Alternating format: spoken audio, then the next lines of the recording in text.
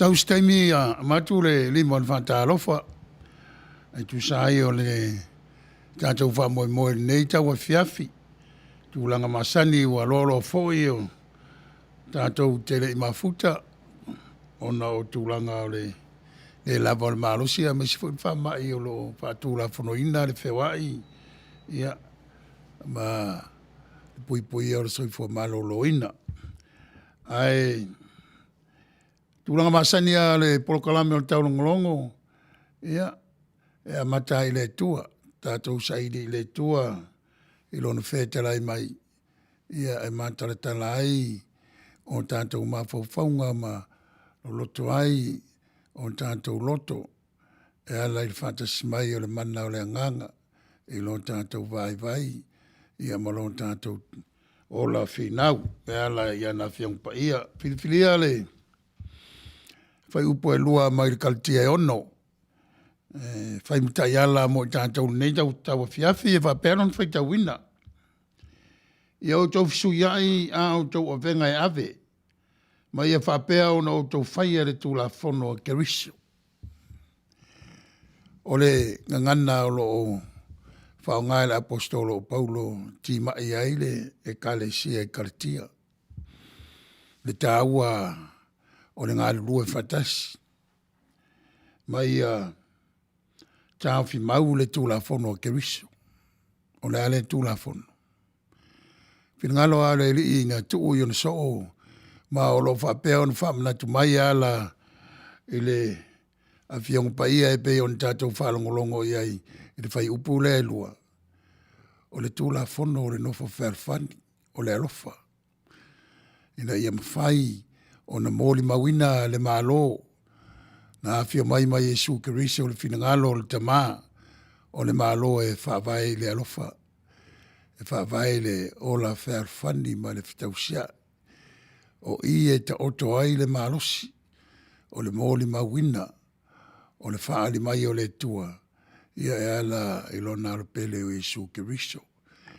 Le ua, a maia le ola fau, a maia le amatanga fau, a maia le whawai fau, e tai nai tangata i le mawhitanga, ma le tua, nei masa uma, e whawavau. Amen. Se o tātou wifo matatalo. Mawununga pēa le whawhtai ma le vi inga o lau whio. Wā o lea ue a maiele lau ma le neia wanoa. Ina ia mawhai ona whaatino ai. A mātou polokalame ma le whamoe moe pe ona masani ai. E wila fo ina tau mia le saulotonga o le whewai o tangata. E le ngata i le nei a ai o loo. Tuatu ai le whasara launga ma le whamoe moe o le taulongolongo. E ai whapea le larolangi a toa.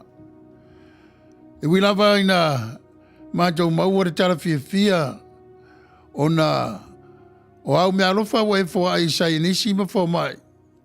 O lea ua iai le vai la au. E mawhai o na a maia le file mu. Ma ave sea le malosi o le whamai mai o mātou tangata. Ai wila vai na mātou vai a pēr le whaingata soifua ma leo lo mātou iai o na o le alu iluma o numera o e ua maari liu. I le nei tafa o le lauro langi o mātou iai. Ia o le aua manino lo whaali mai. Mātou te talo le ali ie. Fisoson mai le nei whamoe moe. Ina ia mātou maua ai. Le lo tutele. Mātou iloa ai. Tūlanga le on Simon whapalpale mla whailo mātou whamoe moe le whatuatua i lau fio. Te leo tūla whai o tangata. O lo e tau au ina soifua ma le ola o lau whanau.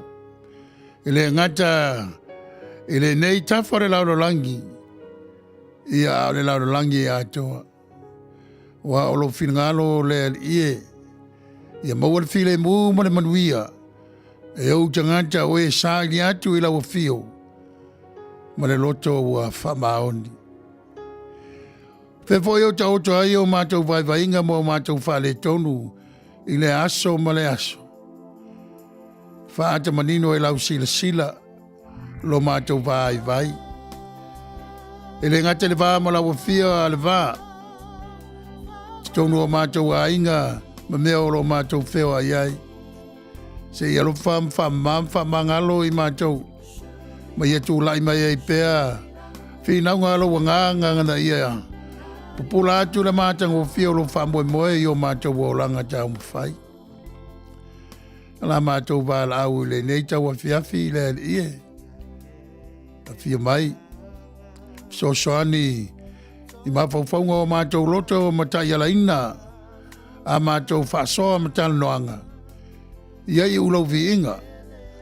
Ai mau ai pēa le awa noa e mātou te whina wai.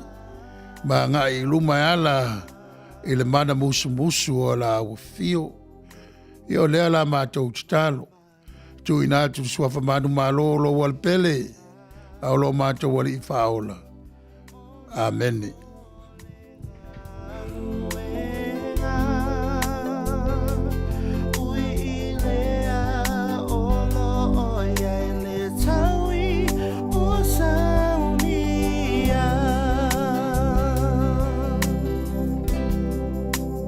Fa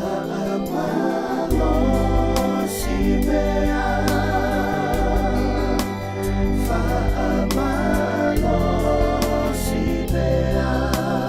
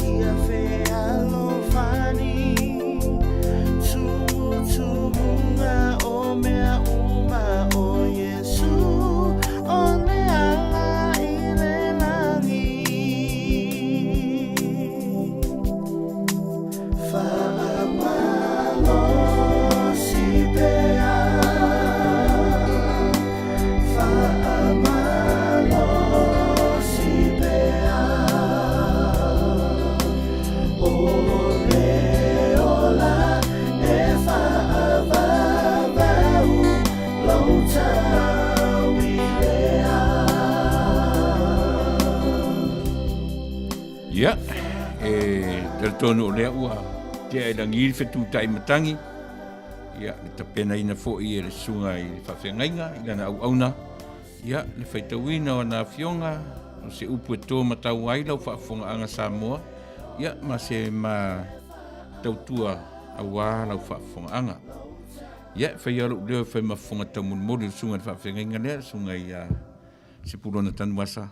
Ia, ma le tātou porkala masani o le taulogologo manatu e le faataunuina i le lua vaiaso po le tolu foʻi nei vaiaso talu ai ia ona o le malosi o le faamaʻi ia ma le faetete lava ina neʻi mea ne ua satia se soifua ma se o le ia faafetai i le atua ma ua foʻi lenei avanoa ia tatou te toe faaauau ai le galuega faaauau a lo tatou matai e pei ona totofiʻi ai loutou soifua ia ma se ola auna sunga le whawhengainga.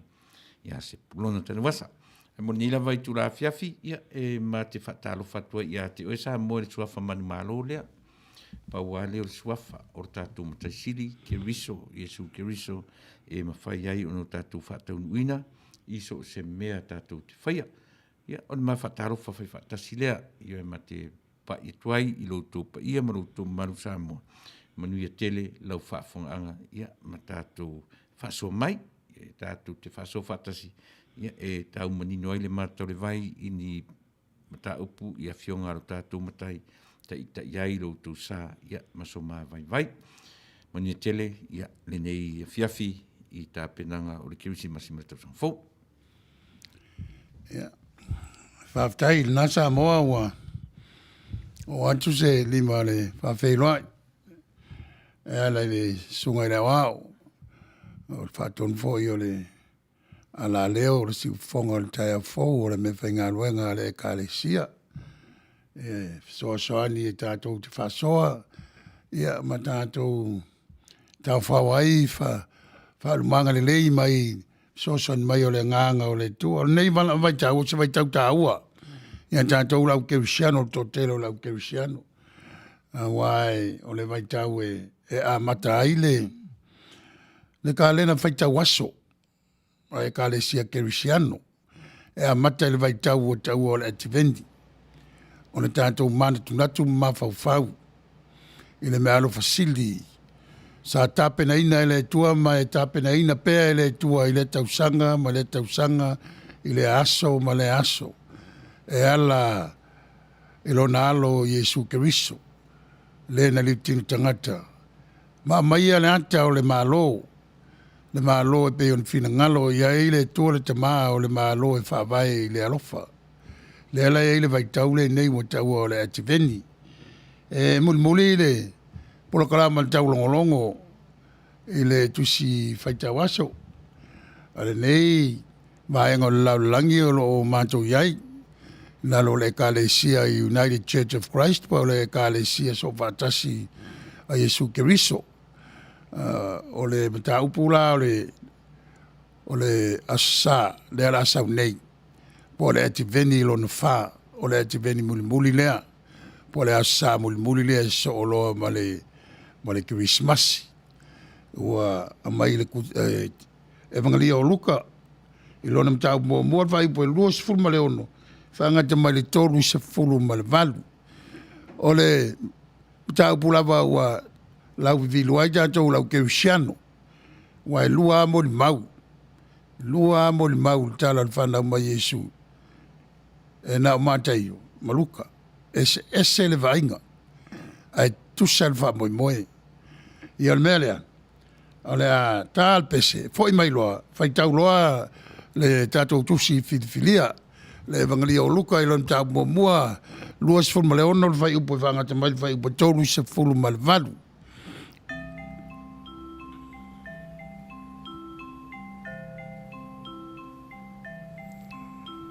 Le popa ia nai loa le pupula le pole nana whanau a Iesu Sanga sala le lalo langi uma a ua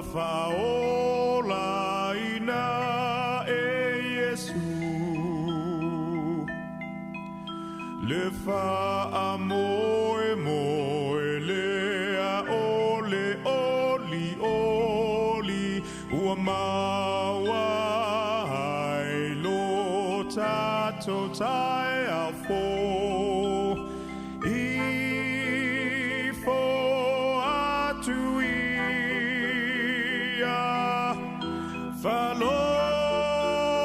falongo I angelu le popa ia na whanau mai ai Yesu le popa ia le popa ia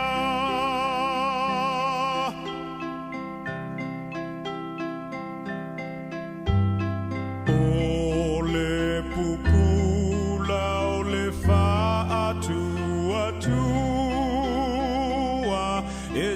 ita ina I tato ya Yesu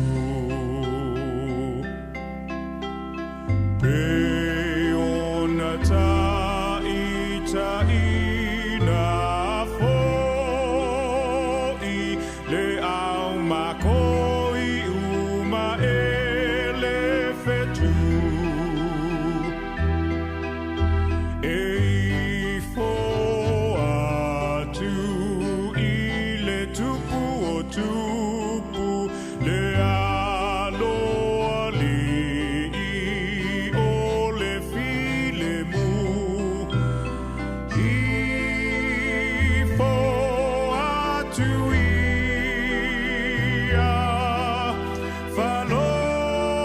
falongo I angelu le popa ia na whanau mai ai Yesu le popa ia le popa ia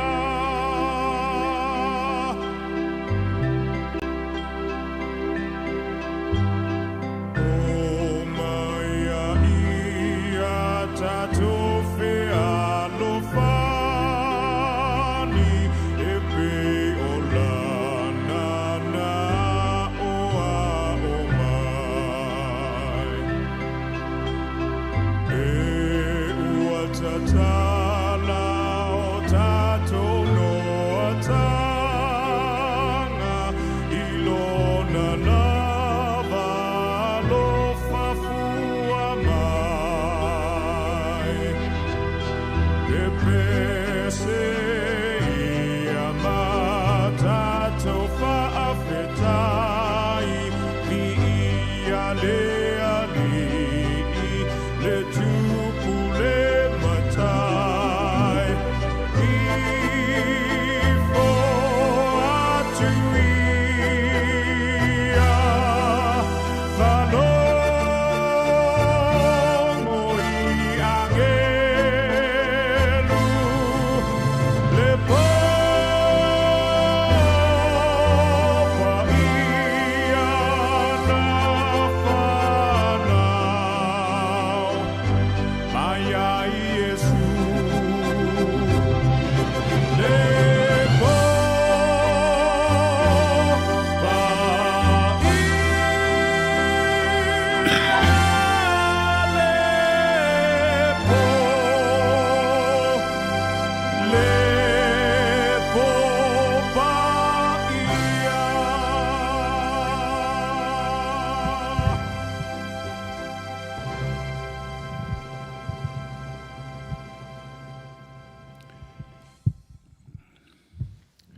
Ole mata upu ole ati veni fa ole tausanga ia e tolu ia tamisanga tu faita waso pe ona mantu iai i le UCC, o le A, o le B, o le C. O le ala wa mata le te amrosanga o tu sfaita wasa o le P. Pe o le mena e leina na mata le ka lena fa le lotu. Ia na tu sfaita waso. Ia mawaianga tā ua o le olanga whatuatua o lau Kerusian. Ia mata i le vai taule nei o le ativeni. O se ativeni tūranga ese le nei ativeni wa iai. Tau tala whapitoa mo le tawhara lau langi o lo manto iai. I le teimi nei. Pei o na tā ua i le titalo. E le ngate le vesi o le manto malo i tūlanga o vāo o le Bresteine o lo iai nei, ia ma le Bresteine o la tūlai mai. Pe ia o whainga e masani el nei atunu. Ia a o le whamai. E le mātou atunu nei Amerika wa over tōsala wafera vai o tangata maari liu. O whaitau miliona tangata wa mamai le whamai. Wa maua le vai la au. Wa mata o na whasosol mai. O lo iai whamatalanga e peo na mai ia la o le teknolosi e peo. O Facebook o le TV. Whamamlama i le whangasolonga o le mai o le baila au, o le tui wa iei nei. Umi o na whasolo. Whatulanga fo ia le stete ia le me a matai. Ia a le whaftai. Ui lava ina wa tau mia ma wa le mawara sautonga pe o na masani ai. Le lalo langi. I tūlanga o le vaitau o le kiwisimasi o se vaitau fia. O se vaitau e maua lunga e whamoe moe man whantuatua o lau kiwisiano. Ia e lea be ua tamu whaire whamai e whapongi sa ina. Le mala malama o le malosi o le tala le lei. O le vaitau o le soifua mai. O le alo o le tua.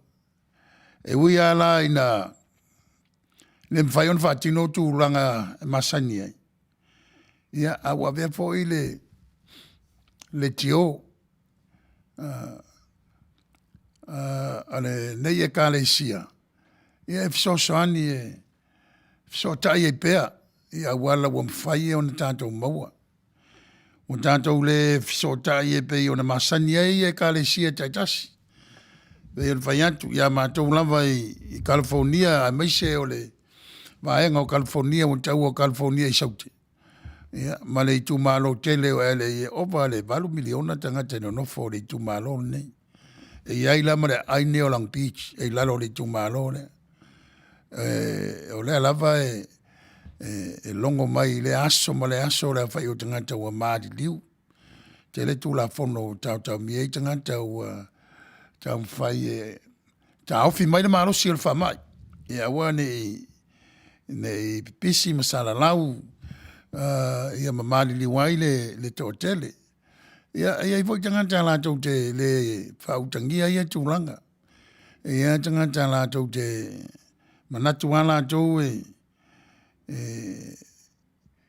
malosi atu lo lātou whatuatua i lo le whamai. Ia le whamai e leo tala noa i sa whatuatua o le tala noa i le malosi o le vairusi e pe o na iai.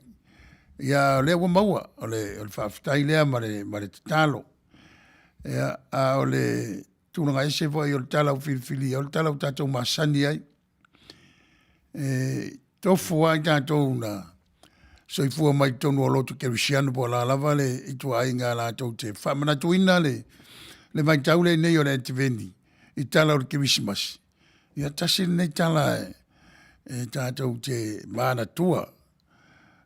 O Maria, ma Iosefa, ia ma le pepe fou soifua mai, o ma moe.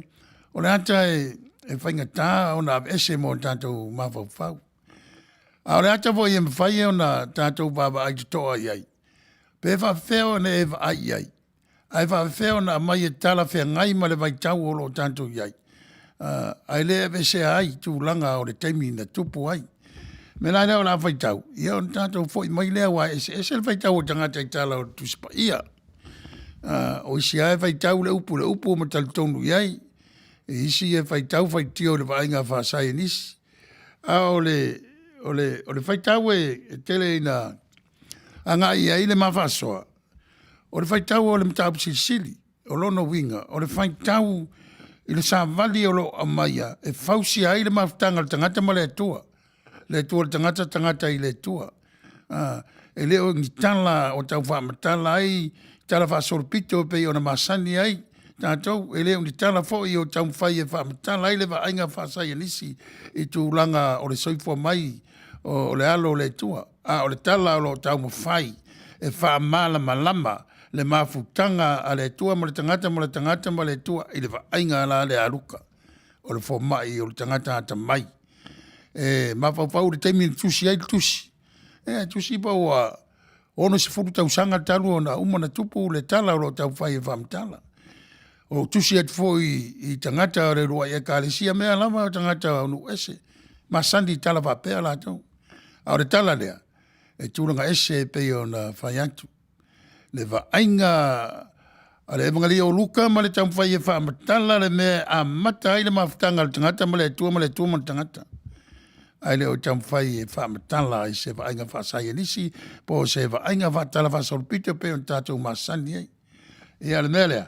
O lea tu atu le sunga le awao. Ia nati whai tawina le tātou tusi tau whaafonga ma tātou whaalongolongo. Ia na tātou a matalo lea o tātou whaasoa pe a uma na whai tau tāsi tātou pese, ia, fo i mai loa. A mataloa o tala o tātou masani ai e pe le whai atu. O whai tawina wa whiong pa ia le tua luka lung tau mua, a matar whai tau mai whai pui ruasu ma le ono, whangata mai tōrusu fulu ma le... Tōrusu ma le valu. Tōrusu ma le valu. Whafonga maia, i whai tawina wa whiong pa ia le tātou tua. O le ono o masina ua awina mai ai e le atua o le angelu o kapilielu i le ai o Kalileia o Nasareta le ingoa. I le taupou o le ainga o Tavita ua faufautane i le tangata e ingoa ia Iosefa. O Maria fo i le ingoa o le taupou. Ua uru whare mai le angelu i a teia. O na whapea mai le oia. Sia ua lofa i a te oe. Ia ua lofa ina. Ua iati oe le li, ua atu vale o ia i lana upu. Ua tau mana natu fo o ia, pe se a le winga o le nei e lo faanga. Ua fai mai fo i le angeru iati ia, mariae, a ua te fefe, a ua lo faina mai oe e le atua. Fauta fo i, o le ato oe. Ma whana wina se tamatane, e te whaingoa iati ia o Yesu. E sili o ia, e tā ua fo i o le alo o le sili ese. E foa i atu e le li i le atua i a te ia le no fo inga a tā vita lona tamā. E fai o ia matupu i le ainga o Iakopo i whaavau. O lona mā lo fo i e le aiso na ngā taanga. O na fai atu le o Maria i le angelu. A whape fea le mene, a wā o te le i loa se tani. Ua tali mai le angelu i a te ia. Ia fio i fole anganga pa ia i lunga i a te oe. E wha malu i fufo i a te oe. Le mana o le sirisiri ese. O le melea. E ta uai le tama pa ia e whanau mai. O le alo o le atua. Whauta fo i o lo ainga o Elisabeta. Ua tō o ia ina ua ono ona ua loo matua. O le tamatane fo i lana tama, o le ono ngā masina le nei i le na tā ua epe e pā. Awa, e le ai lava se mea e tasi, e le mawhaia e le atua, ua whai atu Maria, whauta, o au nei o le au auna a le rii, e whaia i a te au e tusa ma lau whetalainga, o nā ese ai lea o le angelu i a te ia. O mea mai le atua, whaitawina ana fiong paia. O le tātou mta upulu nā, o la tā le pese, ia a o whaasolo o tātou mawhauwhaunga mo tātou manatu, ma i le tātou mataupu, pe an vātou le mataupu o tātou masani ai, a mea le tustala o luka, i le whātūranga ina, o lana mōli mau, e tau whaamala mala mai, le mafutanga le tua, ma le tangata, ma le tua. O le vaenga lona lua lea, o le vaenga whātau le mea o masani i tangata onu ese. O le vaenga mua le vala wina o le speta, o le tala o masani i tangata i utaia. O ina mātutua ia o le whaivavenga lea o le tua. Tala masani, peivo i o apre awo ma lona tō lua, wa mātutua lava ia ai toi mau ale tama. E tele tala e mai ai le tūlanga lea, wa masani i tangata i utaia. O le toi mau o le tama, o le tama i titi. Wa fōringa mai e le eise wha moe.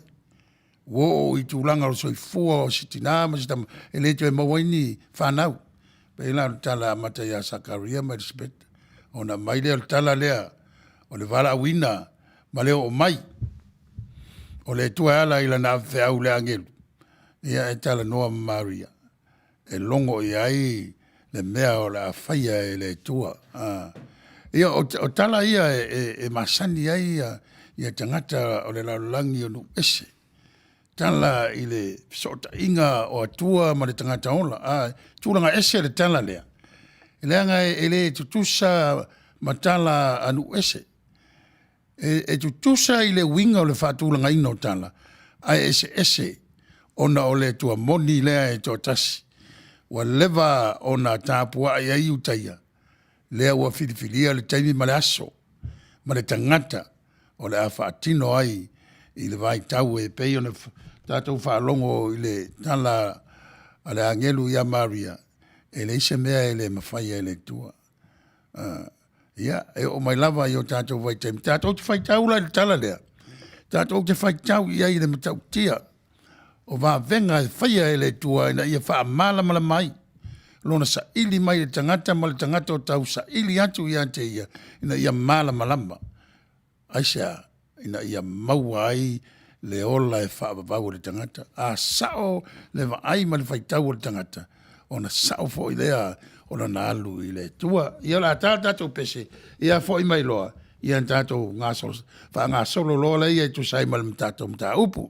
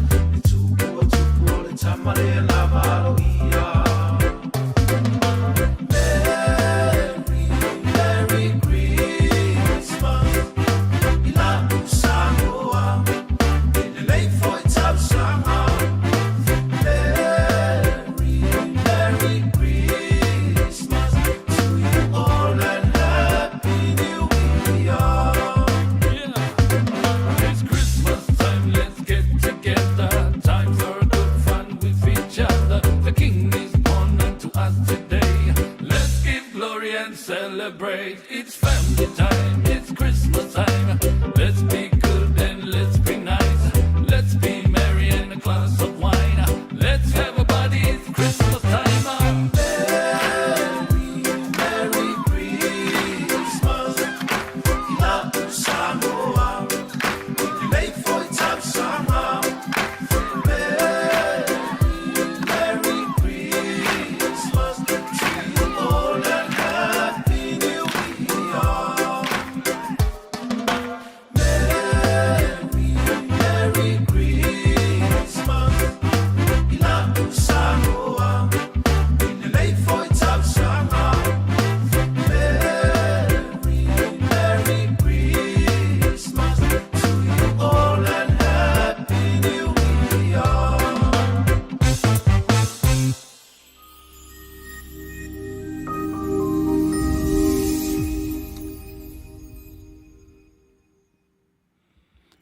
Ia.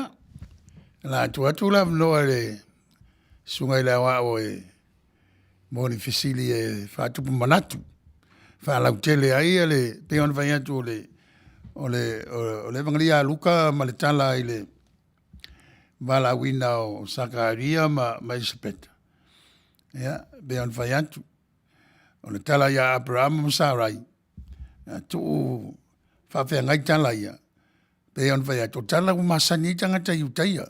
Mama lama le o va venga me wa fai ele tua. O le sawa le tua le tangata, ma le tangata i le tua. Fa pe foi la le tapena ina o tala le ya Maria. O le esesenga. Ia o le vana ia valo anga. Ai sa le i te atonu le taimi. A o ai. A o feo la tupu ai. Le al tala e tatou te mafau. O le eva talitali le nuu o Jerusalem malava le laumua. O le mea o lo ono nofo ai tai o le kalesia iutaia. Ma i lantou o lo pulea tūlanga o le kalesia ma le nuu. E ui lava o lo tau mia i lalo o le pulea a Roma. Ia e maise o he rota na tō fia e whai matupo o iutaia i le vai tau e tā pena ai le whataunu ina e le tua o ana fufuanga no loto. Ia, lea na tātou loa ai. Ia o nasa reta na taunu ia i le wavenga. Ia ai soifua mai tātou whaola i Petelema. O tala o lae turi matai e le ngata i valo anga. A o le taimi ua tupu ai. Leanga o lea o le van whatali le whaola, le Mesia. Po lea le toa Mesia le la tau vai ai. Pe sau o se toa, o se tupu. Sau o se perfeta.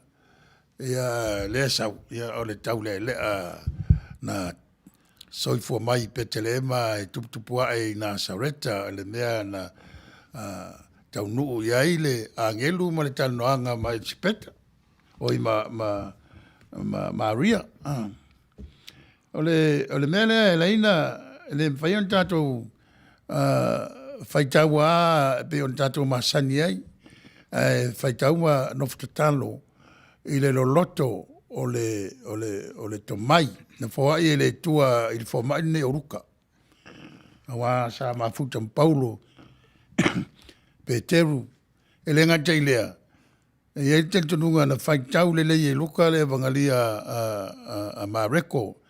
Ma le vangalia fo i a Mataio. Ia maisi tala tu. Fausia ai lana tala, lana mori mau. Na tu sia ono teu filo. Na ia mala malama le lei. I le mea a mata ai le tala le lei o le wha o le tanga le tua. Le mafutanga le tangata ma le tua ma le tangata. E ala ia Yesu Keriso. Ia, o le toi wha lau te le atu le o le tamta upu. Ia pe ona e ta ua lau sunga le whenginga. Ia ua tele tangata e whaitau le tala lea. Whaitau, ia o te fui o lau vivilu ai. En pe se ia ngai te isi ar tamta upu. Se wha manino mo mua ala tanta luka. Le ar foi tua o luka e tau manino ai lana wa ai ina lai ona i tusi atusi. Ia. Awa pe o luka o le Physician. ia o le fomai. A pe o le tangata no ese. So i fua e ai. Ia maua di liu mai. O tangata vo ina ia, e rein tangata e la titi tūlanga o aonga. Yeah. Lo loto ia le ai ma onga na onga i luka. E so si tangata, e turi matai ar te siri lea. O fea matai le olanga. A o fea e tau nuu i ai. Pe o siri televisi le tangata, fea mena matai. A fea mea iu i ai. E siri la ia o le e va ai toa i ai luka. Va mai toa voi la luka le lua ia ka le sia. Pe o vai atu. E tusi le vanga lia te masaru o le ono se furu tau sanga talu tupu le. Se fu mai on tato wali va. E le la va ai luka va ta o toino la na ia moli mau. Ia pe vai atu le wa mai le tala mo le va la wina o Ioane le baptiso. Ela Iona matua. Sakaria mai sepeta. O le tala lea Sakaria mai sepeta ai vai tau tala ia peramo ma sarai e matua mala malama ngofi e tanga te uteia. A mai le moli mau le tala lea. Ile angelu o sau te. E mala malama ngofi e tanga te onu ese. A iei le mea lo loto le I o le tau fai ia luka e wha mtala. O whainga lilo le tua. Na lai o na mafuona le malama tangata. Vai nei valo anga ma nei me na wo o te me a mata ai ona moli mau malo. Ani to tele ale taria. O le mel na e lua me e tato te vai ai. O tala le soifua mai o reli. Ma le tala ile maliu o reli. Wana le ai le maliu o le sto tu. Ana le ai le va venga le ma le fia mai o le tua. Ia ele tupu le tala pe ole inga na ma fo fanga o to tele la tato te fai tau mo tato ma fo fau po le tonu le mele a mai le tala e a mai le tala ina ia tato mana tu natu ai le fina ngalo le tua ia tato ma malama le ile Fesota ime. ia le mafuta so se me ai so se mafutanga ia ona tapu Yeah. pe ole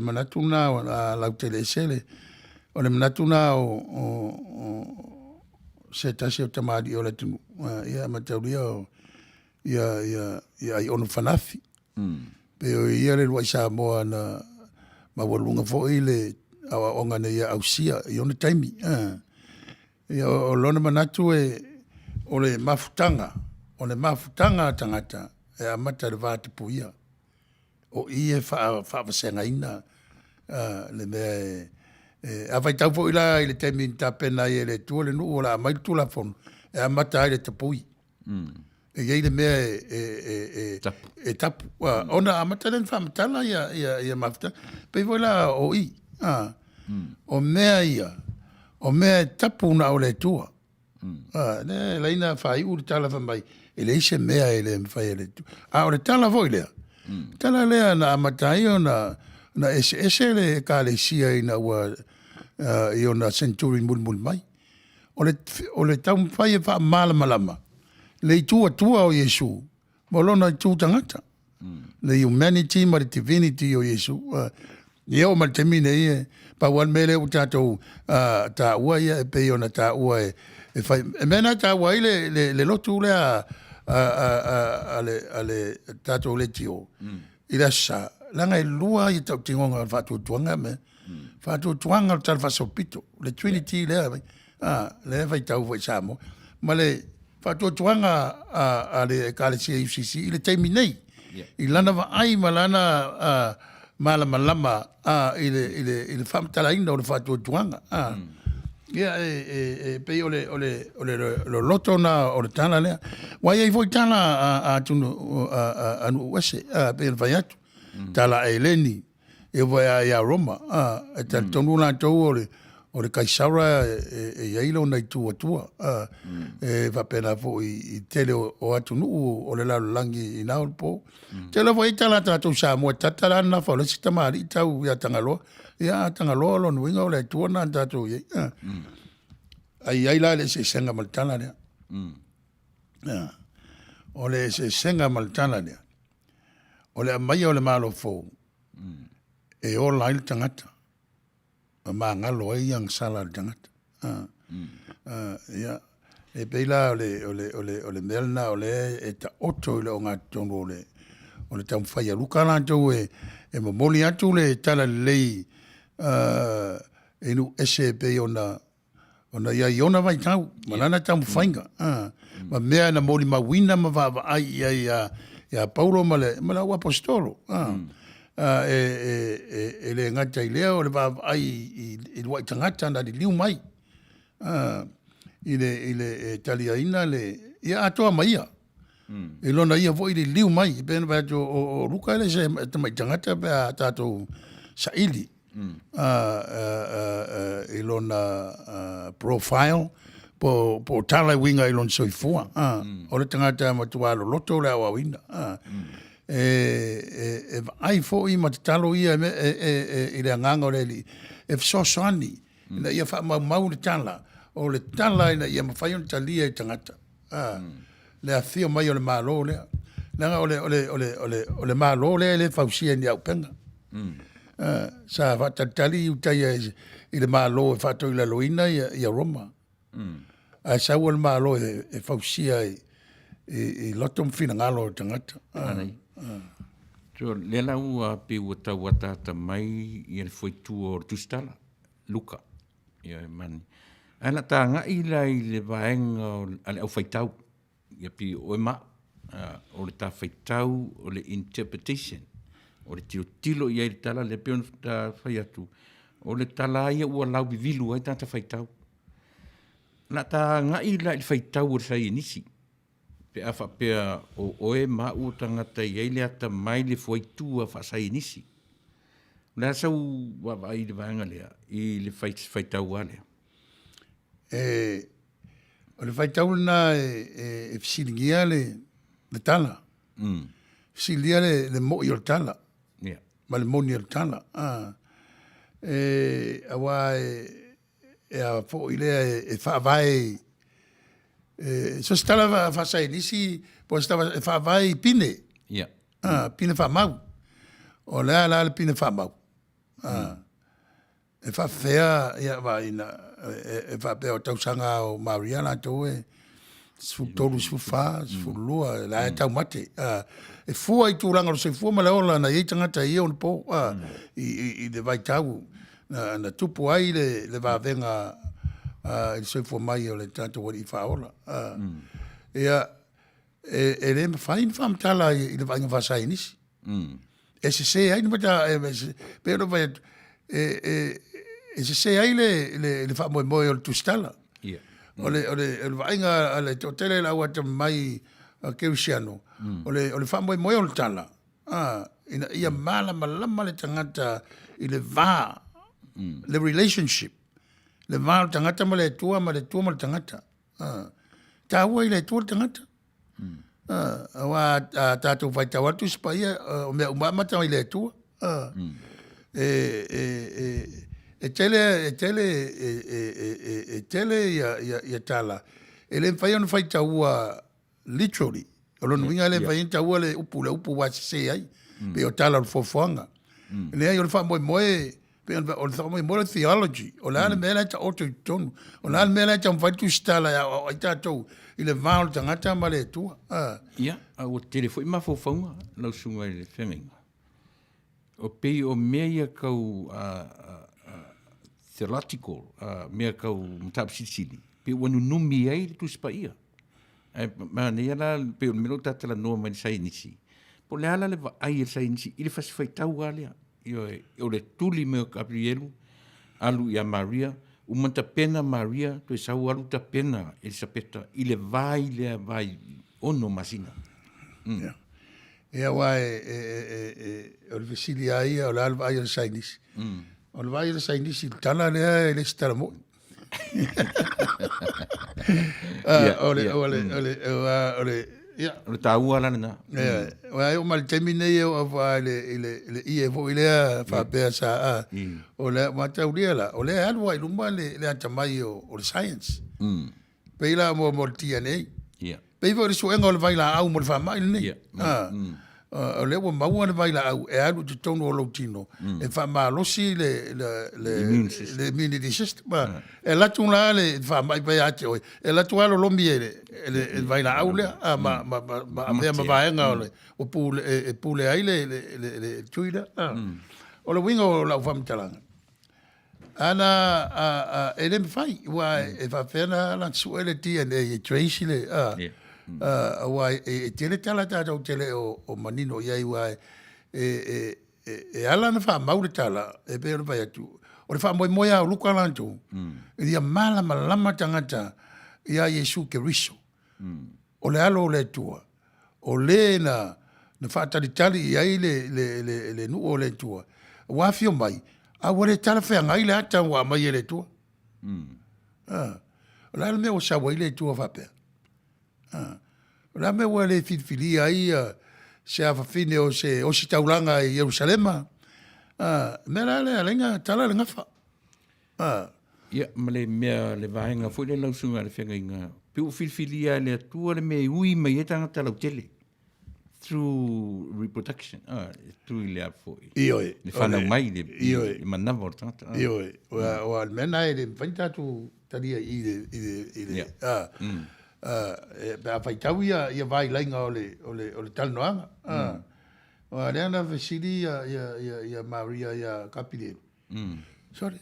Whawhen tupu e isa o tōrua. Ma tere i si o le ma fau tangata Maria. Ele yo le teimi e mafau ai i le fina ngalo le tua le awa amata na whaamatala mai e kapirielu ia te ia.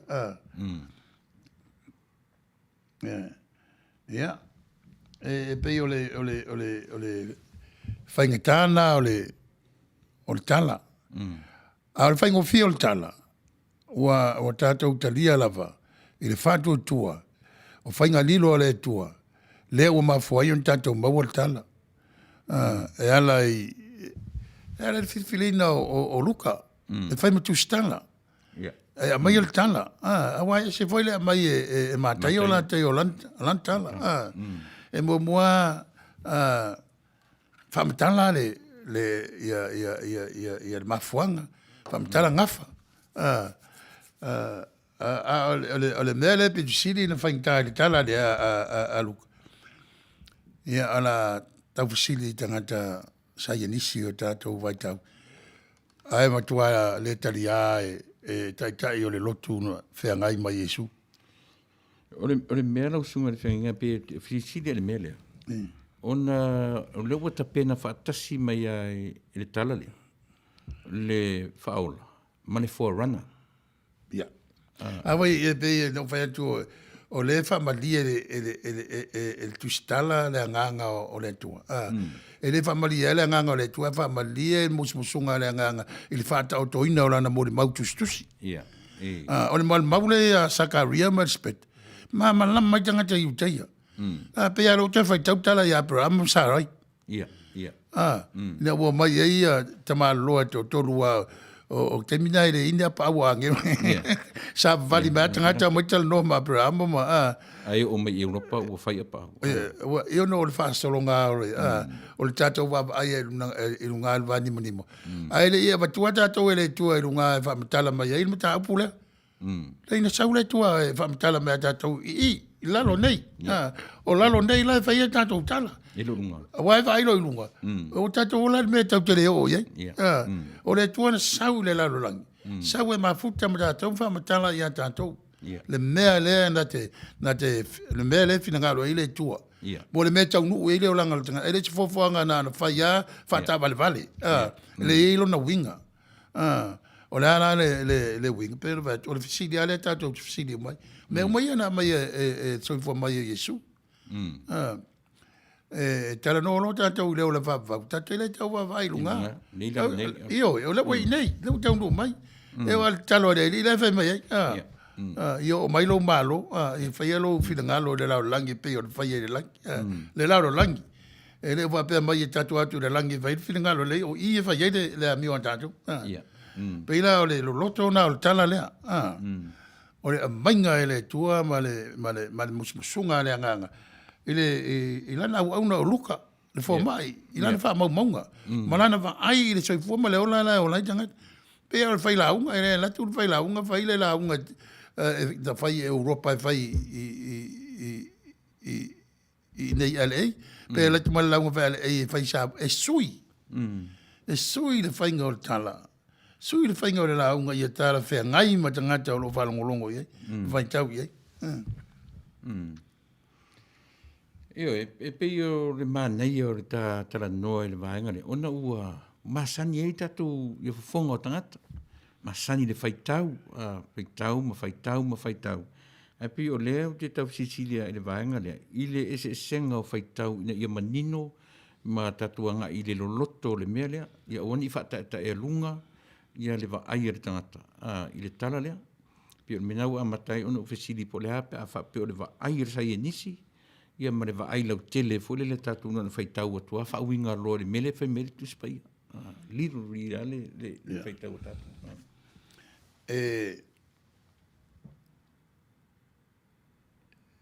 una fase tangata pa faitau le upu ia ona tamu faile Ave Maria i se tūlanga e le whinangalo i le tua Ave Maria.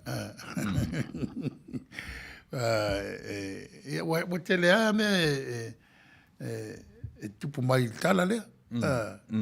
Lea wa ia vo ia matapu si spera o le mafuta. Wa ia matapu si sili le whape mai matapu si sili a Maria i tātou vai tau.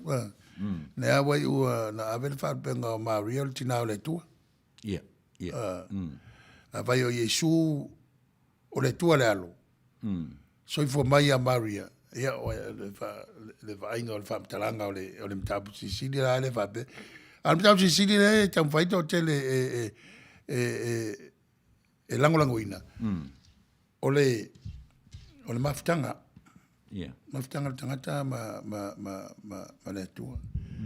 Tātou te amatai i le me whaari mai le. Wai se uma whaari ngā le tua ia tātou. E le tutusa. Le me tutusa ai. O le whina ngalo alofa o le tua e le whaangataina. E le whatua o ia. E pei o le peno whatu o le mālo le na mai. O le mālo le whatua o ia e le fuaina i whainga al tangata. E le aisonga mutaanga. E se limitation. E le mai e whapea ia ola i e whause ami. I matua whau i mālosi. Le o mea nā al tangata. Whainga mālo nā wal tangata o mai temi nei. E o lau kerusiano e le mwhainu whapea mai. I o nau tātou kerusiano. O le whaia si tātou vaenga au. Ia vai hoi mālolo tātou iai. E o alan tā lāla e whamai in God we trust. E a wha matala loa mea tau Amerika. E o asili atu tupe nā rua i lo tupe o lo tau whai e whaola i tangata vai. O le tala lea. Nau sunga le whengenga. Ia e pe wanga ia ina le vaai nisi fo i taritonunga ma le vaai. O arturanga fo le na momoe le tua ma Maria. Pe vai lata mai le na e a fua ai pe ave se ale la ngona le o fa na fua ele i au no ma momoe. O le whaintana al tala. O avo i pe voila o alsana. E whapea e moia e non tama. A o tantonunga o tangata i le whaita wina o le fisota inga lea o le tua ma le tu tangata. E whapea e le tua alsana. E le divine element. I atua na wha tonu i tangata e leni lantou. E ovo i tangata ia matamai ai kupito. O le wharawa, o le sui o le tua. E te iloa e le mtau tia me e whai e tangata e tau tua. Ai ma una i a wharao. E wha solo mai lava. Pena a whaitau tanga tonu e se tana le. E whaingo whian mamala mai. Ai le tutusa. O lan me le tutusai. Langa o le tangata le la whanau mai. E le tautua ien tangata. E sau e tautua. Ioi. Le verna le pe o le whaingo le kare sia le tate iei le whainga tatu sambo. O na whamai le kane sia. Le ai le tautua ina e le local church ia tai o le kare sia. Le e tautua mai lunga e lalo. O le mepe sili len tan fiofi aua ne isolia. Na silvi. Al me whainga foi na ia tato. Wa tato o le te inga le kare sia pe o le I lo te tonunga ia ne te ufam tala ina me le tono ufam tala. Pe ora alu le mo le o to finga fa apostolo, fa solo. Fa solo mai lava ele fa sa fuaina vo ele e se sa lo tonga e tautua tu e laro lunga. Io ele fa pena o fa tatu nganu. Ele fa pena. Vai vole ele ta wo me le fam tala so tautua. Al tautua e tapu. I think ta. Wa le temi e mambulu ai le ipu pe ise me pa o. Sasi. O le sia mea, it's an honest mistake. I interpret e tangata lai rumba. Ufa le tonu tautua o pa o. E pa o lo tautua. E o reanga. O lono winga, o le tapu na e ingwing ta tautua e ngata e whainga ta o na whaiva. A wai ei mo na tapu. Le mea le an sau Yesu tala. Le mea le se ai la tala ia mo le tala lea. E tira fifa o tautua lava ia le se upu fartu spaia. Le upu a tātou sabo. O le upu o tātou lava. Io wai fia mai Yesu o le upu au auna. Io e masani ei tangata wa o polonga o le vaenga o le soifua ma le ola sa masani ei lantou. O le tele au polonga al tangata o le telefona na mea. O le mawalunga fo na o lon tūlanga. Ia o mai tātou malo nei o le sinafi naunga o le mafuai talanoanga ia winga Black Lives Matters. Wa me o le taumwhai e talanoa le vā o tangata o lo no fo le atunu nei. Na wai e pea na e silfia. O mea ia so te tate vai. O i tangata ia te vai to TV. Na wanga le na o Washington e vai ia fina unga ia na fai. Ele ngata ele violence. Al te la tangata papai. O tangata le ma fuai o na whaingitar fina unga. Me ia e whalongolongo e whaingitar mamla. Me ia tau o le white privilege. O le a ia tangata pai. O la tau na matala tunu. Ma le tau tununga o la tau o Manuia ina i le tua i mea uma. Poto a tamā wa inga. Ia vai. A le Manuia le tua i tangata lan. O i tangata lan o tua tamai a o le tula i mai. Scientisi me va pena. Ai pe o le melna o le whaintai. O le se senga lana o tala la langi sai. Ma le tala lea. Le tau whai luka mai. E i le mera utupu. A whaila e tātou taria o Yesu o le alo o le tua. Ona o le ngaluenga lilo o le anganga o le tua. Whawhelan sau tautua e le whauna malo e o tutangata e tautua i pe o tā lalalangi.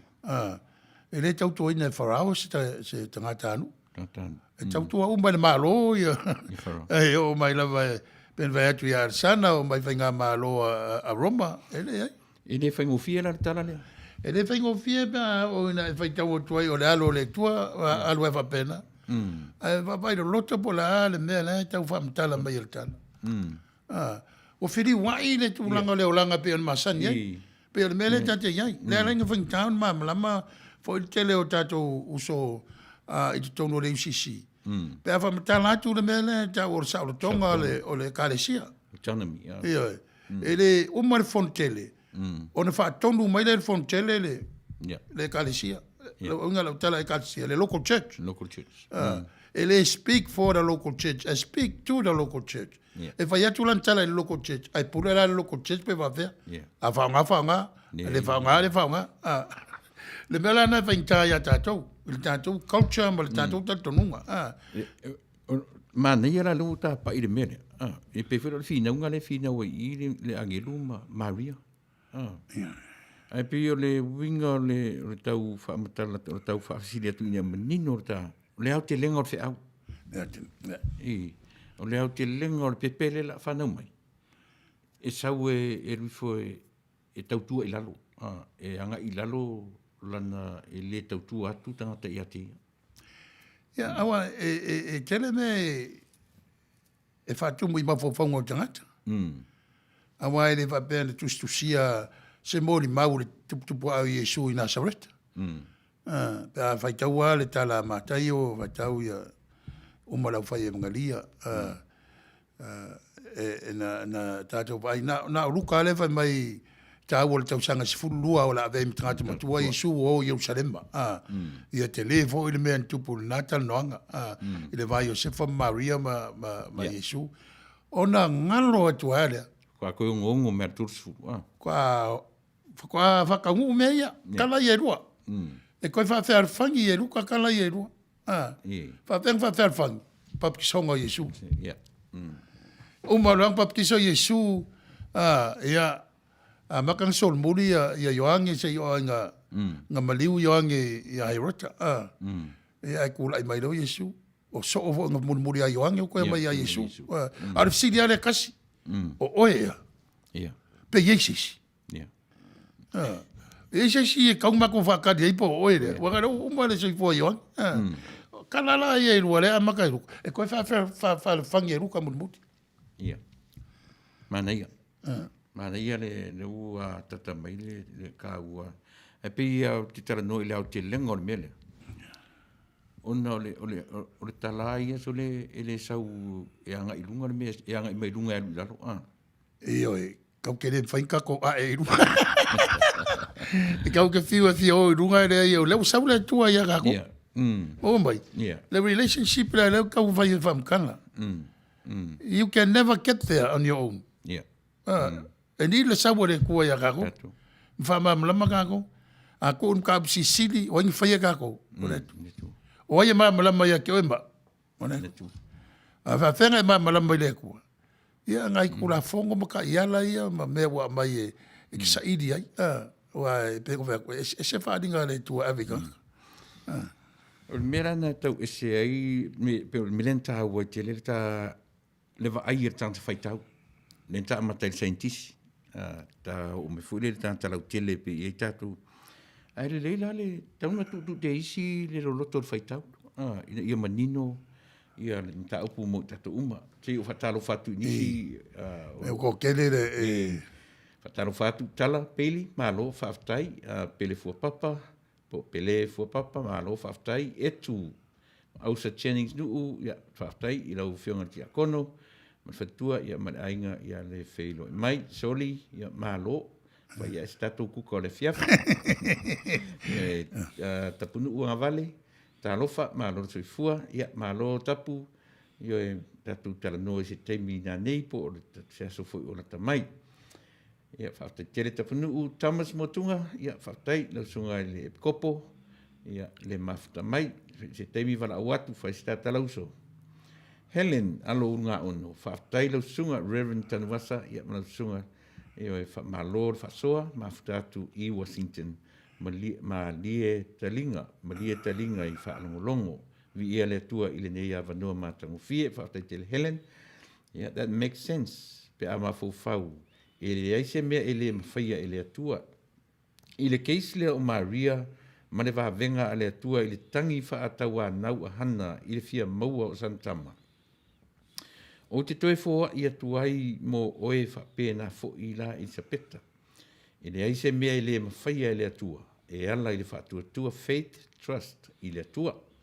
Whaftai i le tautua atnuu i lua sung. Ia, whaftai tele. Tai Helen. Ia, malo. Manuia ia tala ia mai pe o tala whea le whai mai ia Helen. Ia tala ia hana. Ia hana. Ole se senga. O hana e marosi. Ia. A o le whanau. O le tala le ia Sarai ma Aperambo. Ua mātutua lava. Lera mai I le tala lea e beno whai atu. Tu whawhia ngai ele iutaia le tala lea. Le tala lea ia Aperambo ma Sarai. Ma le tala lea ia Sakaria ma Elizabeth. Whai ngofia ma le tangata iutaia. Mai lai tangata unu ese le tala lea. Whai ngā le tala lea. Ai whai ngofia I le tala lea. Tala lea sau le angelu. Nea la sau le tua e usungafa ma le tangata. E wai tātou tala. Ai pēno whatu le saisenga. E le aila na soifua mai le māloma le tama lea. E le walau tangata e mai e tautua ia ma watu sau tautua tangata. O tangata pitu sili na le amana ia lea na alu ia le mālo lea tala ia. O tangata pitu sili na atama mai. Po te ena malo, e matua, e nea vai e whaitawa I tala, na mai voi isi, tangata mai Jerusalem, a wina mai e taitai o nu, e o whai a Ioane, oi ea oi, sei tau mai, whiwa whai atu, o Isai, o Elia, le ai, ai pauru mena whai ui ai, o ia papatiso I le vai. Aolo ia tangata sili atu ia te e fatu sanga la e Ioane o ia mai Yesu e o ala ve o ia au na Yesu e mawala tele ia le winga na upu o le no se vai o le mo le metafor o se vai o le mepe sili na mawala le a leva mai Ioane o ia on se vai le vai no e o ala ve o mana au na ele kau mainga ole pe ir telefone sa mo ele fiangai ni mta pan ele fiangai le mangai ma le matapia pe o mena ole tala ele tatu ba ai wa o voi lai tangata ia sau Yesu tu sai ma le mangalia le aruka pa ua te vera tala ia Maria Magdalena le tele o tala o fa malo longa ma wa onga ole ese senga la na ole tua le o sau tangata ma mai malo ma le tua I tala tu tal tununga la langi pe ona ye e tu mai I tata malo losi o toa tau ua le toa le tua o le toa malua papa ye fa mo o le tangata e o le mea le aling whainga tāso le laulangi Italia le mea le. Io, e o marka minga ia. O le pepe le usau e whili wai. Nga. Le leo kadia ka kon whili wai ngo mei. Mea leo kele meo ka ko masangi. E o marka ko langa e mai o lango e kālesia maro. Sui loa le mea mai sale. E la sawa sui. E sawa ngafi sui mea le kālesia whatever ngai e. Ia, ai mafuanga le foi masau. E mea ngai manga e upu foi le ngaka i le kako wola whaftai ma le loko maulalo ka inga le anganga. Ai ora ka ua ia o le mea o le whalongo. Ka ua le mea o le swala pule. Wa ori ska ka whalongo ki fiwa whai ako umbangaru ka rongoa wakusia pupo iki ki fiwa whakari wa koe le whangai. Awa kwa iyo I vai kia. Tasiri na me ua nga iri tatu, me se fuk tatu watu nu. Iri kai mele koe ngai upunga. Soala pule. Ua tatu titilo iai wale na mai api mana ier whaalongo. Iyo ai leo whangai. Oia ole e manga ia le winga upu e kaung sui le apalainga. Pei meia e ika ku I Amerika. Mo karangohanga o mea o mea lo ese ai ia mea o health disparity, economic disparity, o le mea le o kukusa ai le kakuakungu. Le o kukusa le kamao ainga. Le o kukusa kulanga o awala e mauali so I fua malo roinga. Wa wea e maumea. E le porera ko ngā mea. Ia, sila fuila le upu le ata o soala upule. E kava mai upu ia o le transparency, ma le accountability. Yes. Ia, e matua fifi e upu sa mole tas. Ole e reu ka konga sa wang fa nga tato upu. Ma tu le lei I le mea taua na fa ta oto ai. Ia e fa ngofie. Awai, ia. Winga la utala whaingo whiena malama. E peira upu tele na le tele na autu iei ma whaunga o le pālangi. I mo more justice. O le accountability o le kaikai. Ma le kanga. Ma le transparency. Ia mangingo malama nga mena whai. Ai leo le sauwanga e sen mere whai i, e sen mere kau i. Se ole sa ole e sui le soifua ma le ola alu lumo le tangata. Sui foi ma le wingo o upua kasi, sui le whaongainga. E rara soa la pule, ele kumaua wa o whainga malosa iei, ele ae fi ngau la whalongolongo, ma benga fi whalongolongo le ka kore ki omar poro kalamba, pe whari whasoa ma kamari i mai Samoa. O lo i kongo le malo, po whai au fo i mai le tunu. Ma iei, o lai kam whai e koe ka po e mai le mea sa soifu ai, ma le mea ka kaua ngā iei. O ngai kamu aku ia le ka le sia ma whainga malo pala. O le whainga malo Samoa. Sa ola fia, sa ola fi le mu. Kau fo ia, whain koe whalelei. Ia awa kuroa ia pālangi malako whanga. Ia o mga o ia Samoa mai whanga. Ia se taua, po taua, malo, no mafta mai tatou YouTube. Dai le mai Helen, o lo whape mai Helen, o le Fesili. Po le a le mea na skipta i tusinga ale au popoto, leo langa o Yesu. Oso mai lava i le pepe, oso i le maliu, ai le si vaitaimi o lona o langa. Whai atu i fōi. Ma ngai e Fesili. Wan mena ngā reng whainka, bea ka ko whaikau. Awa o le whengeng fō. Ia mo kusi a Paulo i au whai evangalia. O le kusi muri a le au whai evangalia o Ioane. Ai o ngā whai la sa muri o Ioane o vava. Ai Ioane whamaunga a le kua koru le. Ia kam whai whai e pu e mai le si au ala whamalama tili ei le. E lewa pe o kam whai e mai karasi se. O rai kam whai e mai tala e whaalau tele ma whaalo loto ai le ai ale tangata. I le atua lea o sau e ma i le whainga kua i le kau keo runga e ma fuka ma le kua sau le atua i lalo. Wa fiwa kau whe ei o mea ngā renga ngā sili o ngā pa ua i ukaia. Wa umanga ave e ka i ala ave e kula fongo vei ai ume vai fui kupua kama. E alua rua alu ka wheanga i asuria foi mai wa kuai foi kupua. Ia, ok, lo foi o le mea ngā renga kupu o i paperongia ko foi mai whaun manu. Fio mai Yesu o ia wa koe fo i ad me kuai. Wa me Fesili. O la me ua male pene manu le anka mo Yesu. Ia, al whainganga. Le mea ngā e pei ere karia Yesu o le Mesia.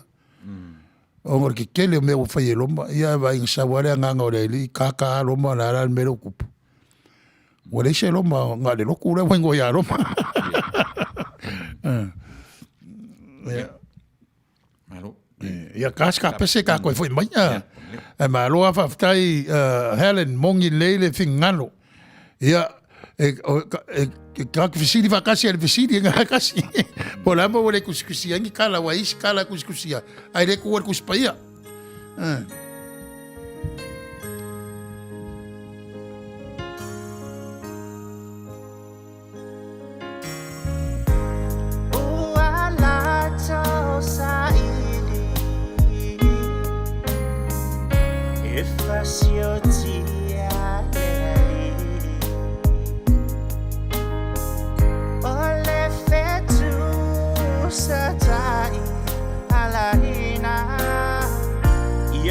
Asawi na mai le tama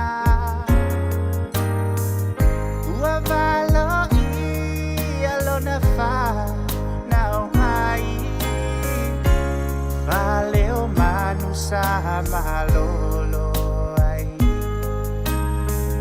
O sana la ia ma pepe se fia O Yesu le na o le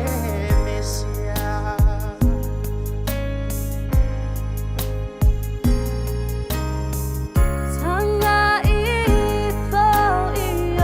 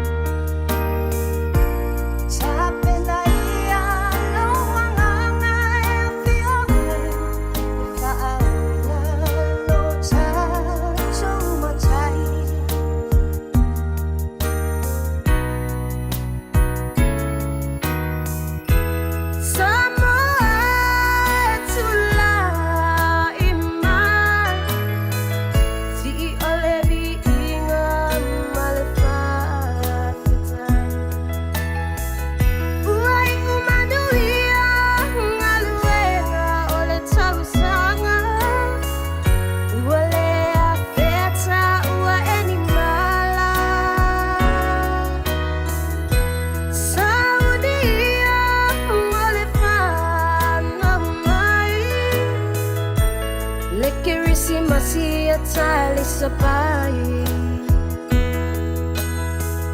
Você me alo facilita mama loto. A fio ai Yesu e mawai la sa oloto. Ole au te pupuia fuulo Samoa. Whaamalo kuku whitūra ne. Awa ai no tupu, ai no papa, ai no nofo, ma ai no te whaiwha. Tei nane reo songa pule matumua. I tu au mala taua, ai na le taima le whaofuti. An mai se le nofo tā pua e tutuila mamanua. Ma ia ia sua ma le waifanua. Pō mai tula, sa ole na sale au lua, ma le lau niu sa lua. Tama le manu a tele, Tuyo le motu, a toko le whanuna. Ai meisera au whainga wenga to tofia le atua, o loo whaafale le malu I tue whao Samoa. O se lao lao le nei, momoli atua I se wha Manuia o le nei Kirisimasi. Me alofa fo'i e Yesu I ainga uma o Samoa ma le nanolang atua. Awa sa valu ia e perfecta e whapea. Sai lo na ua de malo, o le tamao le whamavau, o le aliki o le filemu. Ia manuia le Krismasi ma le tautana po. Samoa tula iman, si ole vi inga malefaitai. Uai Manuia, Sanga, wale afeta ua animala. Saudia mole fana maina, le Kirisimasi atali sapai. Se me alo facilita mama loloso, a fio ai Yesu e mawai le sa oloto. Se me alo facilita mama loloso, a fio ai Yesu e mawai le sa oloto.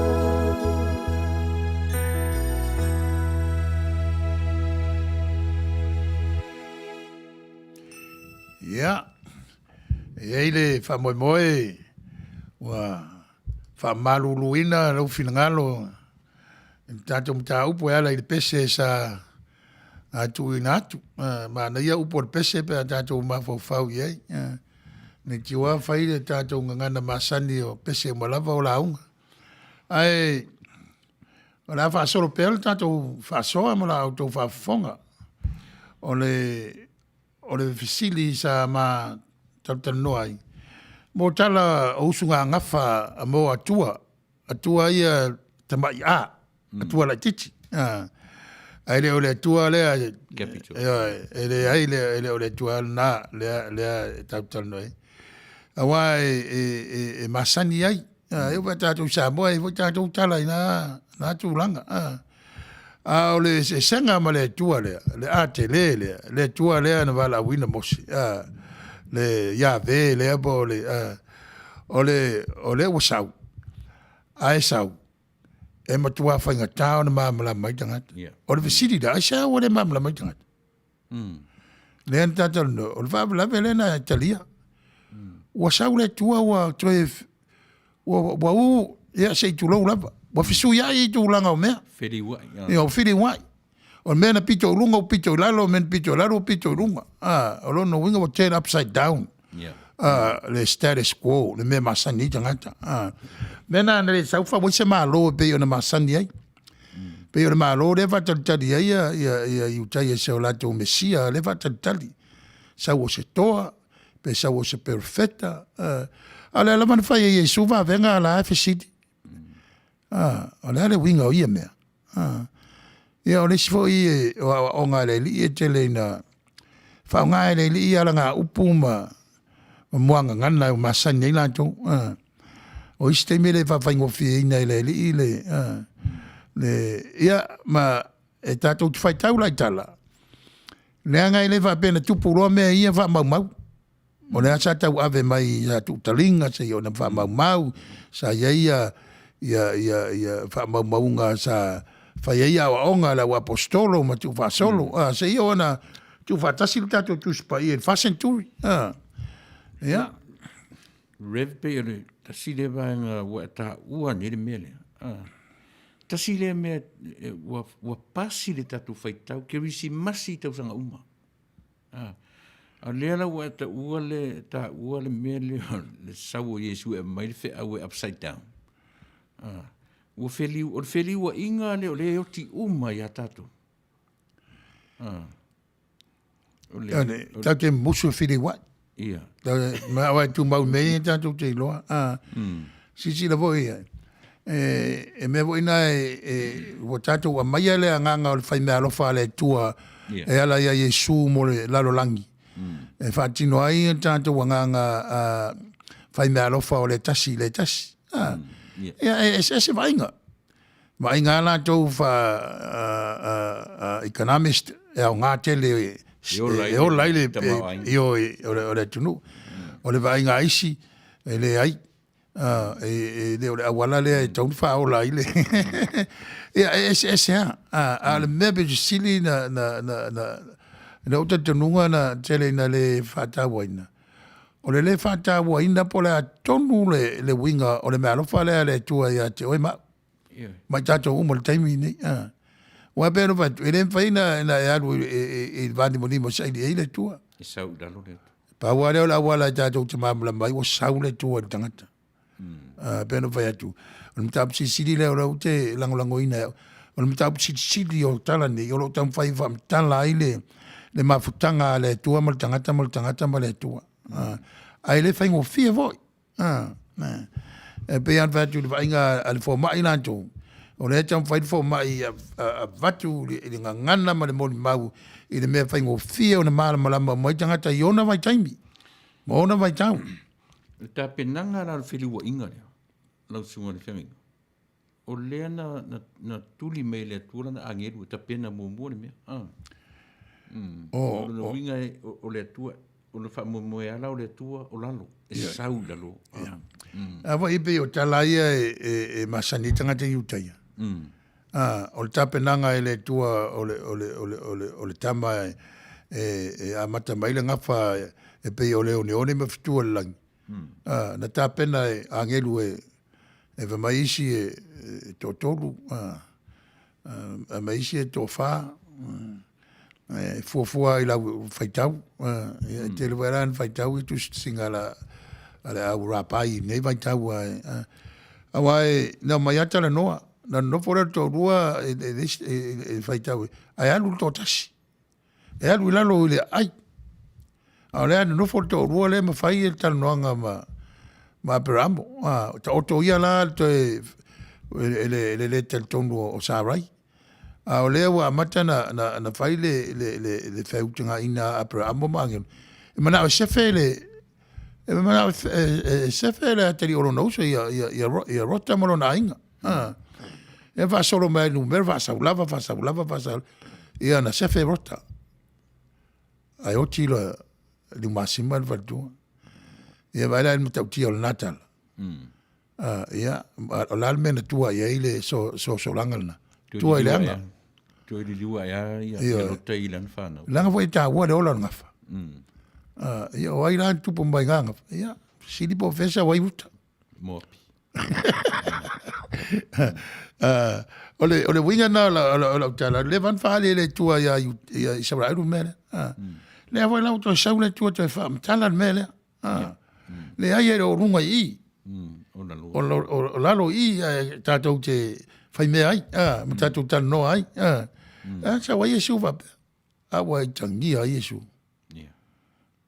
ele ngata o ana va venga o ana onga ai sa vati mai ele ni la ai va ele ni ai malu va o sta ulanga be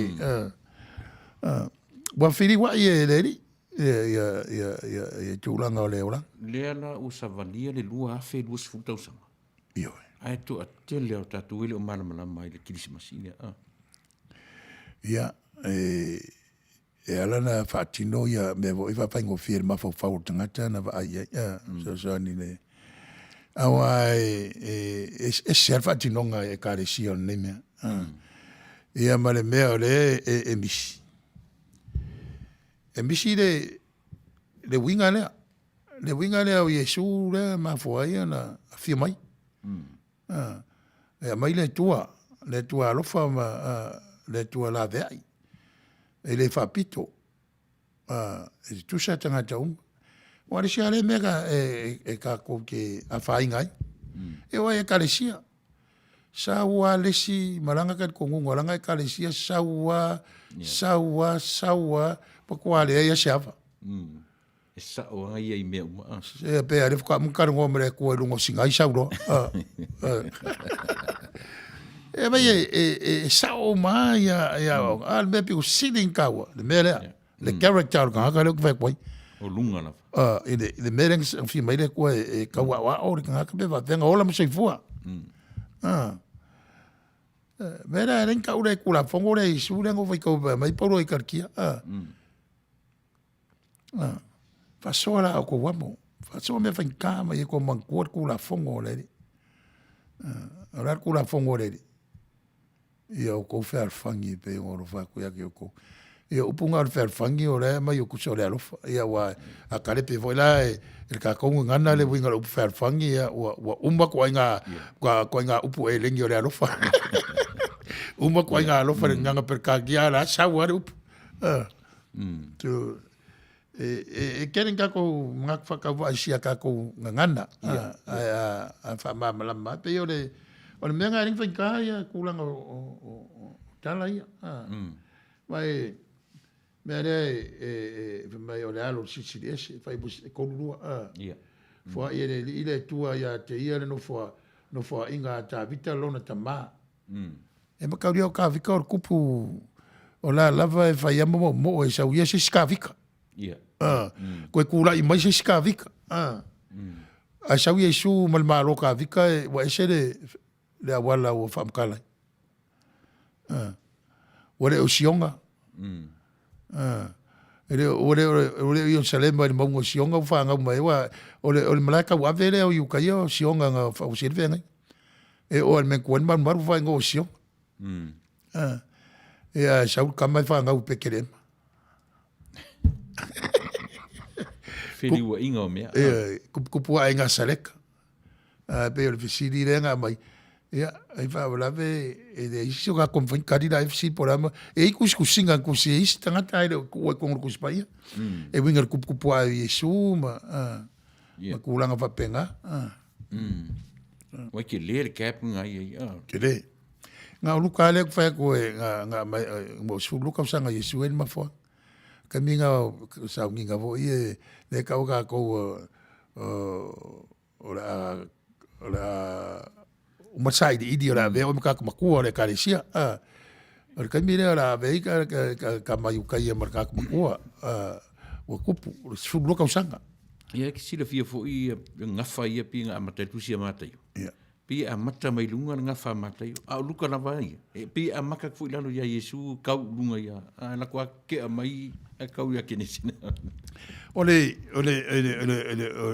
nganga le di ngalue la kuskala ia na saulis kuskala vai ak po fende mai o kui o male ko va penga mo mokus ele inkala e fanga mai Yesu e maka pa pkisong e maka mere kam fai ru ka va fer fang mun mut kai mi ku wai de ku mali e nga ruenga ayongi ba mali wai e maka o so o ia va pe o so o yoangi ren ko mai ai Yesu ai ko kere so yoangi va pe ora ko fai ale ia de ngu le muri le mo wai fangu ele voi le ka o le Qumran community o kam fai na ko e ola wai wanga le kupura o la ko ngafa o kulanga o le la ko kam fai e ola i se olanga ma le ang sala e ke fiu E fiu ar kanga le va pera vai ko le leira nga ke fiu. Nga sa wa Yesu ave kula fongo ave kula roko. Ya, ku mafofa. Le ko ma lo fau de le roko va le nganga o kanga. Ele fau ngi au penga fa la la. De mera nga le va kanga dia. Ole ka uanga ole tala le ngeva. Ya, ai au ngā fo iu kako mawhau I mewa kupu ka ko lau langi a mea kako I Amerika. Ia, ai fa piko la se kala. Ia kako I California sauke. Le ku maro kere o LA ni kere o kangaka o. Ia, ma le alu lea luani ma diwa kako. Moni mawa ku TV fa pea ili fa mai veika su fa ngal parking structure o le ku oi moenga o kere kaka mai. Mai aru aru ko uma foi leo ka como singi vo e eu que sem e mo ela le wa fia o maua le kadi le vai lá le vai falar ngoko umi va solo mai ele vai go fia o le vai lá le fai le campanile o fai sa e kai lus furu va ku mo mar ku longa lu so o ka ko ngu about 300 plus million le nga ye nga fo de ka ko sensa silenga mo ngi pe o vambang mo ka kusila ko ngo pe o la ke bulanga o ye ya fa penga vo ya ka ko ya de o le ai o xiawo ese male e ngo ko kele kele ka ka mo ka mo le ngi la we le amaka nga soro ko fa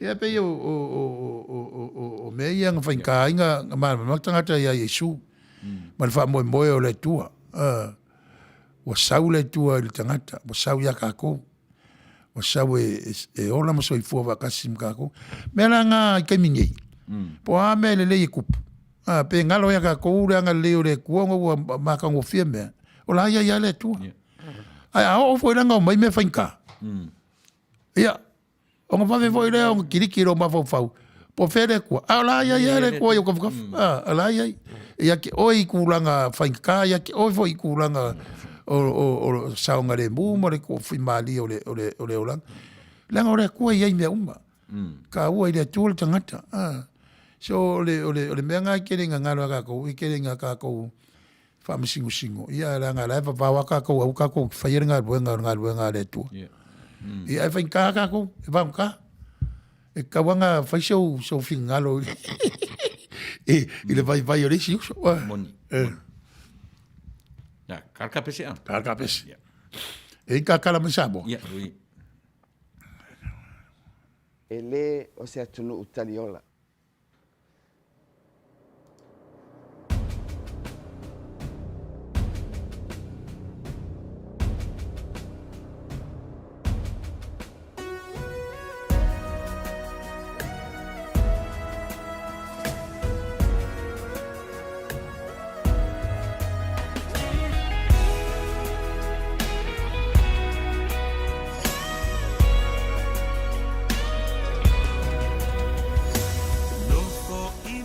fa ese ele ngalo le nu upele to utofi mai le atua sili ese Samoa leto ala lo ufa sinomanga totongo tatupu maso solo aya olenga fa se ifa apo ulinga ile ainanga uao Samoa mea tua o malama se ifesilia tu isale vima osita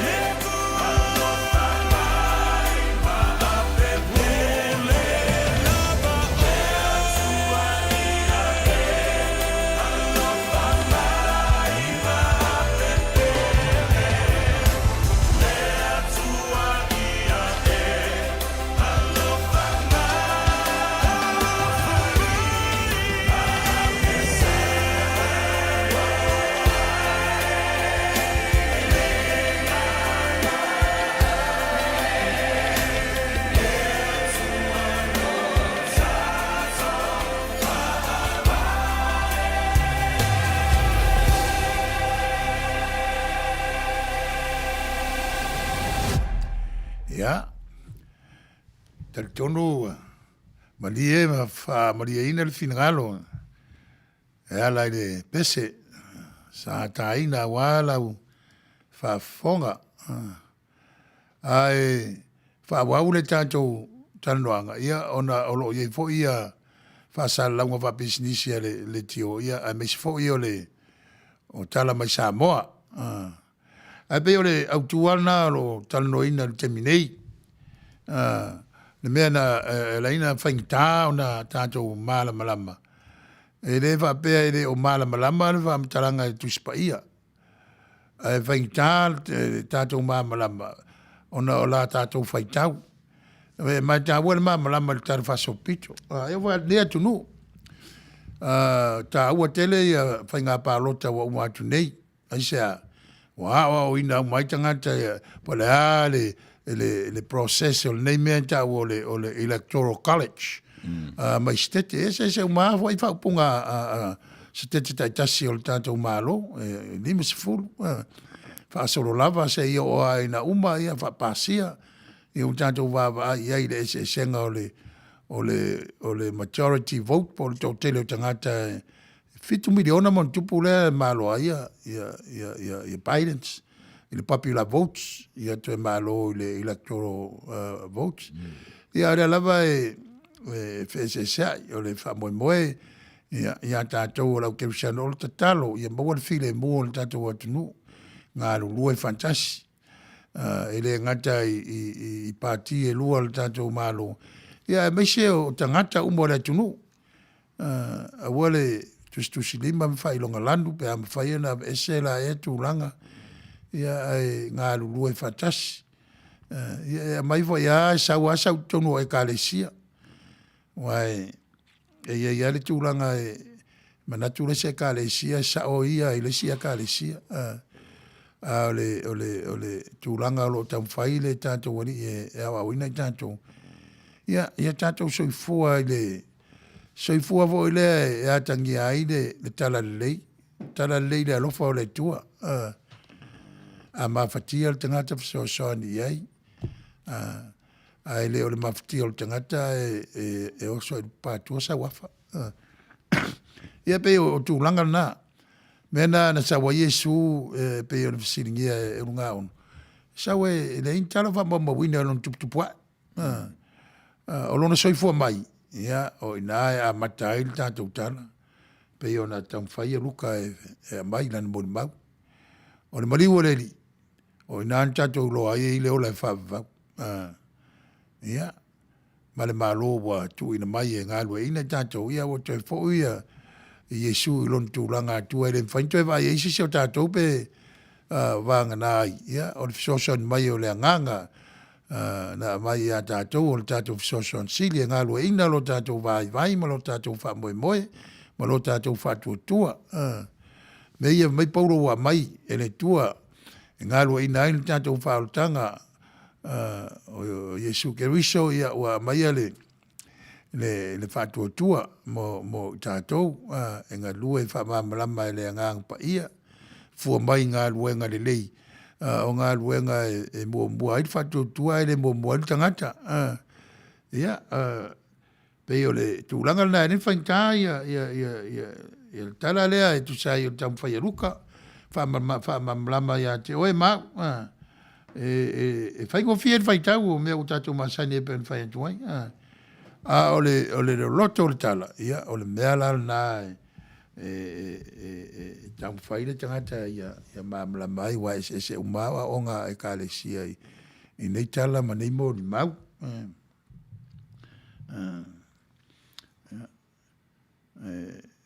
fai pura tau fai la sunga la wa ele ve tu Maria ila angelu e va pe fe nei wa o tele i lostane ia tali mai la angelu e a fio ifo le nganga pa ia i lunga ia te o fa man ifo fo ia te o le manna o sisi yes o le mele e ta u ai le tama pa ia e fa na mai o le alo le tu le mele le na fisi le wa usungafa le nganga o le tua maltanga fa na mai lortama ia fa mai o le alo le tua pa ia o le Manuel o ye le tua va ai sau le tama e se tu nga o langa le sai foi ele sau se tu langa o se fai nga malo e pe ona vai atu sau lava o sau la sau fa ma lama ia e te lo te mita tu te musu e pe pese lai me ia fai ngo fi ai mo musu ola me le tau fa mtala mai lo sau le tu le tangata ma vai le sai foi isso e va pei ele sau fai se no fuari me voi nana se ia kopo mai le au sore la vai o le malo e il kaimi e ka ngu o le malo le ia ngo folo le si le ku kam le ku kam va le au sore ele fai ngo film ta opule le kala le ka fai ka ungi ele fai ngo fia ta pena ina le fana mo kamane ele mo le fai ngo fia pe au o mele le fili wa inga le fili wa inga na ren sau fili wa inga le ia si la vo va ren fisi al fai ka fo nga wa o le fili wa inga me ia ale le fam kala le kala sia e mo fo ele fili wa ia o la ilunga ai lunga ola se ala il pasa la fa il pasa la fa ia ngo fo ai la lo ngo fo la lo se fisi kele e lu ia go moni nenga le fa mo lo le karisia ia mo kwale le faingo anga lo fa mission ale nga lo nga la ve ai le faingo sui al mereru ava pela o le pule fa solo mai ale i la wa poscolo je mo kamingi ia le mo se poscolo nga fa pela ngi na kolai e muri fa sa nga makai sunga ko makai fale wa inga se la o sau lava le mea o le ai fo ringa mai wa ko fo ide le fesili po mai o fai tau le tustusinga le pope talu ai lo interesting i le o langa o Yesu ai o te le interest talu ai o te lotu pope au te believe i tātou tustusinga le tātou paipo. Ma na ia por kalame e whātu kumanatu. Whaftai lava mo le onanga mātango fie, alo whale atua fōai i lo sunga mālosi, poto manata mai, ia ngata il tino a aleanganga, ia ona ia. God bless. Whaftai tele Helen. Kai. Wai, e tele atu ia Helen. E o te fo i tele vaianga lo tau langa sai le lutu pope. O lo iei vaiani si o tu fa fine o tu maua le lutu sa ta po savo ia se tasi tu fine e tasi fa yo nephew e ala nga lu e to fi patele sa moa ia o isi o tau songa ro nga lu e to fi ti akono le lutu pope tai pe ia mo le awa wai o mai kana fo ai le fa wasn't to fi fa au Rono winga fai uma ti akono le lutu pope ia sauninga vanga na isa karameta e fai uma e fai ele te akono na siria e te akono i lo le fisoswani i fatulanga na vo io tu fatulanga ina o le fata manu po le mamanu ina o le kalesia lo tipo e te wala te o te e alana na o vai le lotu pope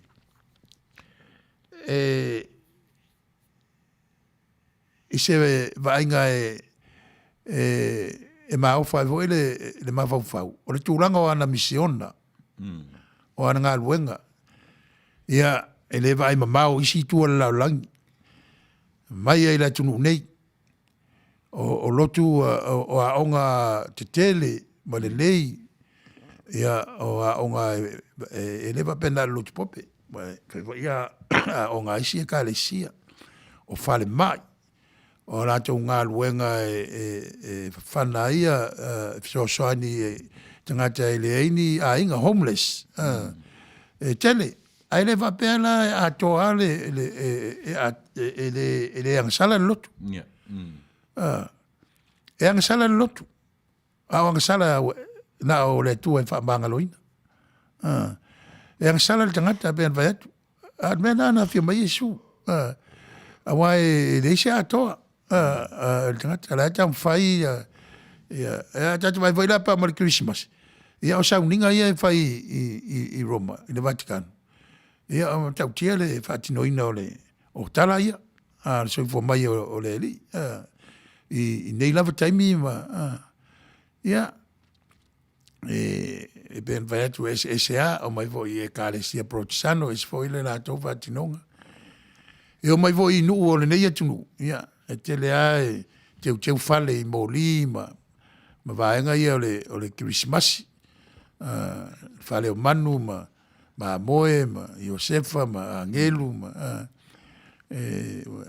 lo fia ia nei tau sanga o fainta a lo tam fai ai fatino le fa moe a ole mea atoa le matitala no ma o ma fa so ai o me ia e lalo le o tala o a me ia e lalo le tala le nga mo ia o le alo le tua le sa fa tu se ma lo e tu fa sa lo to ina tanga te u te ia me pule loma a le malo sa tu fa sa lo to ina le ma fau ma le nganga o tangata mai mea lo fa sei nai na na maftanga ma le tua ia me se maftanga ma le tangata me nai e la ona fetelai le ion so io to fel fandi ona ilole la o to o so ia ona wo tupu ma ona lo tu o telefo io na la ma ona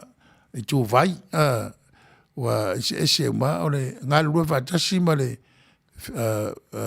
tausia i ma le fel fandi ia ma le tu langa ole ngal wenga fa la vea i ale kalesia pe ngal wenga la vea ia isi e kalesia ia tele ina oto i tu langa ole anganu pe na ole mele tate ia ile e kalesia o ela tau le te tuto tasi tono le te le tuto tasi o le te i te tono le sisi ia me a waifo i maftanga sa mo tono le sisi ia o e pe le silsila ia o maftanga le fakasa a e fakasa ia ma lo tuto tasi e pe o ngaruenga ia a pe o ngaruenga alofa ia e kale tie fatino i mo me o le anganu o ana fa alo me va pena ia ai ole ngaruenga la ve i ole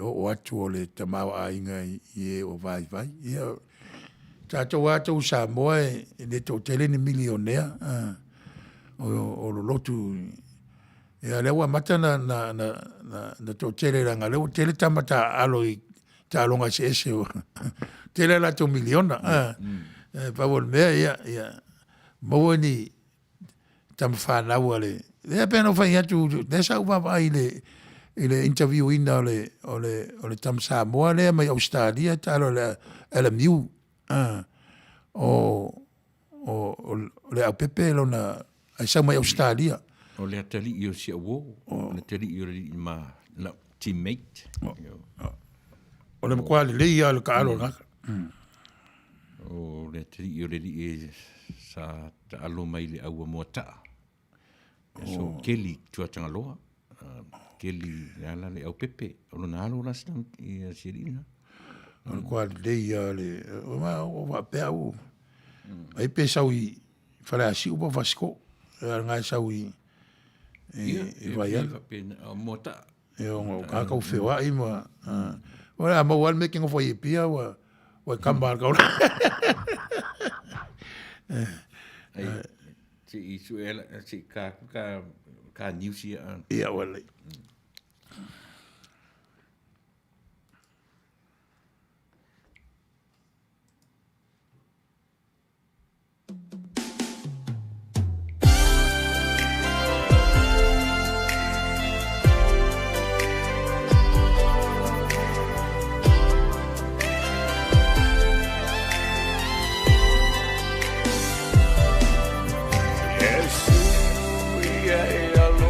Ilau au au na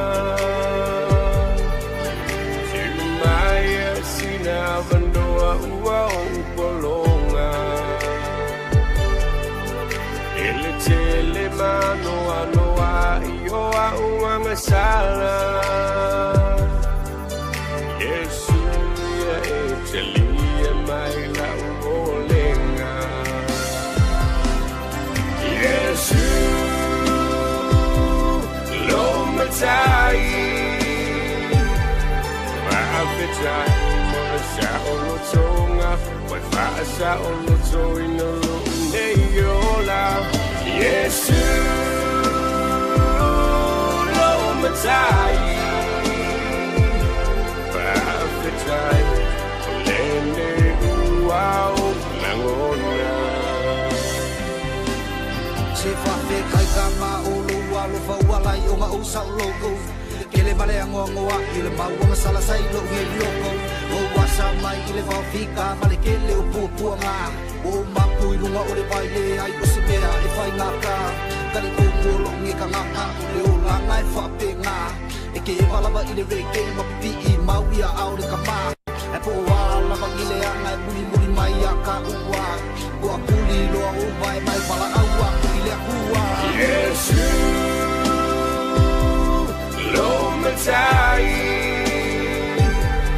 Ma'afitai Mona sa olotonga Wai fa'a sa oloto inolo neyola Yesu lo matai Ma'afitai Olene uau langona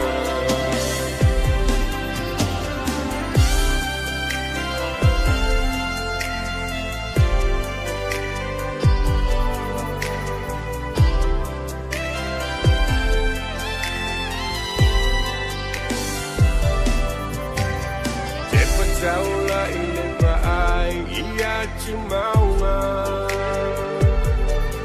Ai la fo ia te mau nei leanga Eu se mafutanga tu vapo e vanga Kau tai mai lea o ia te mau La fo launga Yesu lo matai Ma'afitai Mona sa olotonga Wai fa'a sa oloto inolo neyola Yesu lo matai Ma'afitai Olene uau langona Ngā ori ngi o langa e whai a mai koma Ai whika ulo wai sai kia so solo i le whaola Piki ai awa e ke pala ai ka umau mea sa whai O wa ori ngi o langa o whai lava o sao sao Whama maki loa loko ai saungi mai e ki whae pi koko Pesili aku ai le ngā masilau ele ele ua ma omu omu O kase ngi o langa se waka whiwho i ka e whai Ua whai fo i le leanga wa kau ngau i ai malo whai ai Yesu lo matai Ma'afitai Mona sa olotonga Wai fa'a sa oloto inolo neyola Yesu lo matai Ma'afitai Olene uau langona Yesu lo matai Ma'afitai Olene uau langona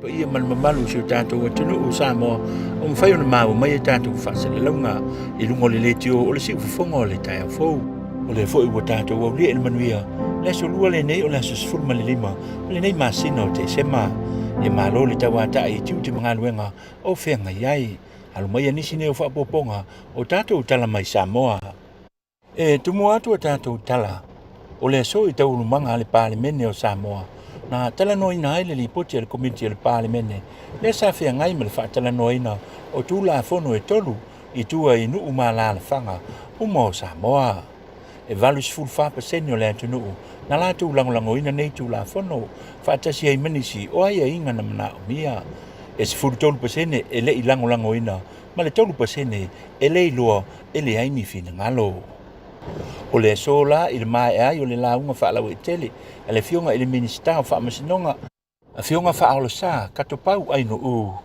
e fa te tau lava i nei tu la fono na so ai lole ma le tola ulonga o le fai taunga fa tolu o le nei tu la fono ma pa si ai lo nei tu la fono e tolu o le tu la fono te o le fa vai lua afe lua se fulu tu la fono tau fa ofi te o le fa masinonga o fa lua me swafa lua afe lua se fulu o le male tu la fono tau fa ofi te o fa masinonga o tu la fono lua afe lua se fulu o le palo te tau wala au sa whaatinoina e wha se fulu tasi sui whaipule na langoina a e to wha sui na te te ai e au fi ai le fionga la auli o le mali e toa o le taitai o le vanga wha upu whai o le fast le fionga ia fia mea Naomi me ta afa whamui nā Wayne Fong ma olo fiti wa ai o la tau ia na te te i le tula fono.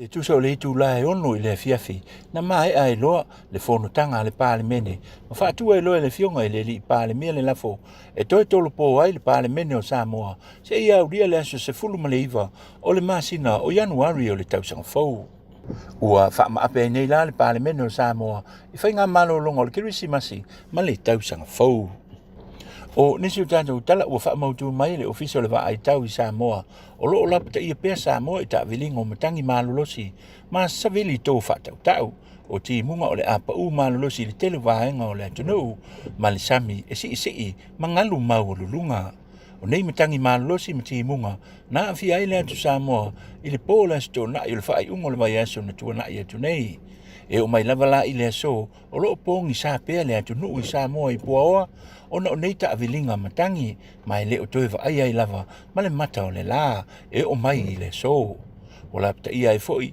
e le ofisio le va ai tau i lato uma o lo nofo tu lata i nofo anga mau le lalo fa pe e foi nofo anga tu mata fanga e te tau lava ona ngai i nofo anga mau lulunga a pe ai foi la ma la pta ia mai lato o lo nofo i lata i au tafa vai tafe ua tapunia e foi ma le feo ai o ala va i va o motu e lua o sa vai ma upolu se ia toe iai se isi faalinga pe ta ila o le so na faali ai e le sui ofisa sili o le ofisa va ai tau le susunga e a silipa mulitalo ua ia faalia o le matangi a fa ua faingoina ia sasu sa ile tu i saute i se sae o satupaitea ma o loa ngai pe atu i saute o Samoa ua anga i ese atu ma ua lapata ia i nei matonga. O avela o le nei matangi e wha, o loo a fia i bea Samoa. E te tau o na toe langi le lei, ma va aia winga le lei ma sani o le tau, i le wha i unga o le nei vai aso. Ua wha alia fo i le ofisa o va ai tau, e le ese tu langa o wha pupulei na ai le atunuu, o na umamao ese atu, i e ta avalinga o matangi malolosi, ma Samoa. Ai lo tu mau pea le mata i tu e le ofisa o le va ai tau, o nisi o matangi o loo fotua i mai, le nei vai teimi o matangi ma wha i Samoa. O nisi o tala o le aso na nafi aso ngofua sifulu wha o se tema, ua wha maunia mai ai e mtanga aluenga o leo, le mali wai leo se tametiti sifulu wha te usanga, i le vai tafe i mali o leo i pata mea i sa vai. O loo masalumia, na malemo a o ta e le ai malona uso, i le nei vai tafe, o le malosi o le tafe o le vai, mai le tele o ti munga, o loo a fia e nei le atunuu. O loo whaia pēr la pita inga mai le ofisio le va ai tau, i ti munga mamafa ma le lolo wā o le tau. O loo lolo vai a toa ai, va enga mau le lalo, ma o le tafe fo i o vai tafe, mo i la tau eno nofo i au tafa o vai tafe, e te tau lava o na si itia, i nofo anga mapue pue. O la pata i malosi e fo i la e le matanga luenga o leo, le pa ia mana mamalo le atunu u lau tele, se i tanga i ane mamata i tū le whana witi, mo le saunga le mu, i teimi uma lava, ai whaapitoa lava i a inga tū lata i vai tafe, ma le sami manofuanga tū lata i au vai maunga, whaapea e fo i manofuanga maua le lalo.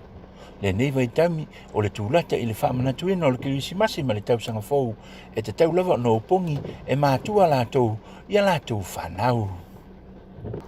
Ua lua i nei o aso o tau fia pefe malanga inga i le vāo motu e lua o polu masavai ma ua to tele fo i pa ia man mamalo le tunu ma le mo tele i sala fai ua faalia lo latou le fiafia ona o le lē mafai ai lea ona malaga mai ia latou galuega ia pia i le amataga o lenei vaiaso ona o le tapunia lava le tumau o femalagaiga o vaa o le company vaa Samoa o le loulouā o le tau ma tulaga lē maʻalofia ua mafua ai le tulaga saunoa le fioga i le liʻipule o le company vaa Samoa suga leʻi atou a Sam Phineas o loo fataua lava lapitaʻiga o le tala o le tau o loo vaai e lenei vaitau ai mai sei lava le siʻisiʻi magalu maululuga o loo aafia ai nei Samoa o le saunoaga le fioga i le liʻipule e sili lava le puipuia nai lo le togofitia pe aafia foʻi i se faalavelave o nisi o tala ua saunoa ma faalia se finagalo o le fioga i le minista o tinā ma tamaʻitaʻi le fioga tuitama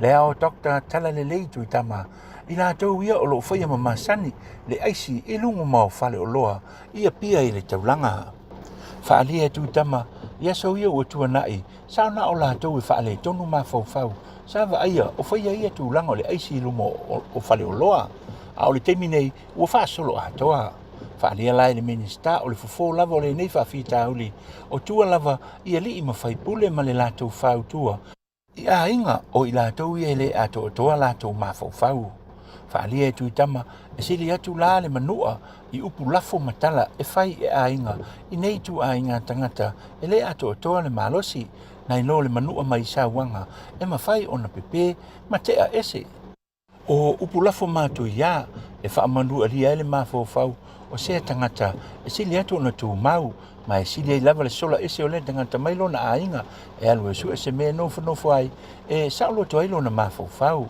saunoa foʻi tuitama o le taimi nei e leo iai se tulafono e taufia ai le aisi i luga o le aua le tele faapea ai foʻi se malosiaga i leoleo i se tulafono e ave e sea faamalosi ai nei tuaiga tagata mai luga o le auala seʻi vaganā ua la matia ai le soifua o le paia ma le mamalu o le atunuu ona fatoʻa mafai loa lea ona tagofia e leoleo se tuaiga tagata ua avea la le tele o tupe nei tagata e maua mai nei auala ma mafuaaga ua faia ai pea ia so uma ona o le alolofa i ai o tagata ma isi sa malia agalelei i luga o le auala o loo latou avea i ai tupe e fai ai le mea mananaʻo ai faalia la i le fioga i le liʻi minista pau lava le fofō ua faalia o aiga lava ma le siʻosiʻo maga lelei e fiafia i ai le tagata e ola ai ma fiafia e faia le mea e manaʻo ai o le fofō lenei o lea faafitauli o nisi o tala ua faalia nei e le liʻipule o le HPU o le Unilakapia Samoa po le High Performance Unit le susuga seu manu Douglas na Chang ua maeʻa nei ona filifilia le au 15 le Dream Team a le tatou faiaʻoga 15 le susuga iā mapasua seu lala mapasua i le maeʻa ai lea o le taʻamelosaga super fast sa faatinoina i le Unilakapia Samoa ma sa auaia e foʻi ma le susuga i le alii faiaʻoga a le tatou au 15 i nei taʻamelosaga faalia la e seu manu o lenei au e tapenapena ai mo le tausaga fou ina neʻi faafuaseʻi mai se taaloga faavao malo a le tatou au a o lea o loo lava tapena ma koleni ma sauniuni le tatou au 15 o loo auai la le susuga i le alii faiaʻoga le susuga iā mapasua i koleniga o loo faatinoina i le Unilakapia Samoa i le taimi nei o le afai o toe foʻi mo tatou tala Manuia Samoa lau tapuaʻiga faasoifua ia ma ia Manuia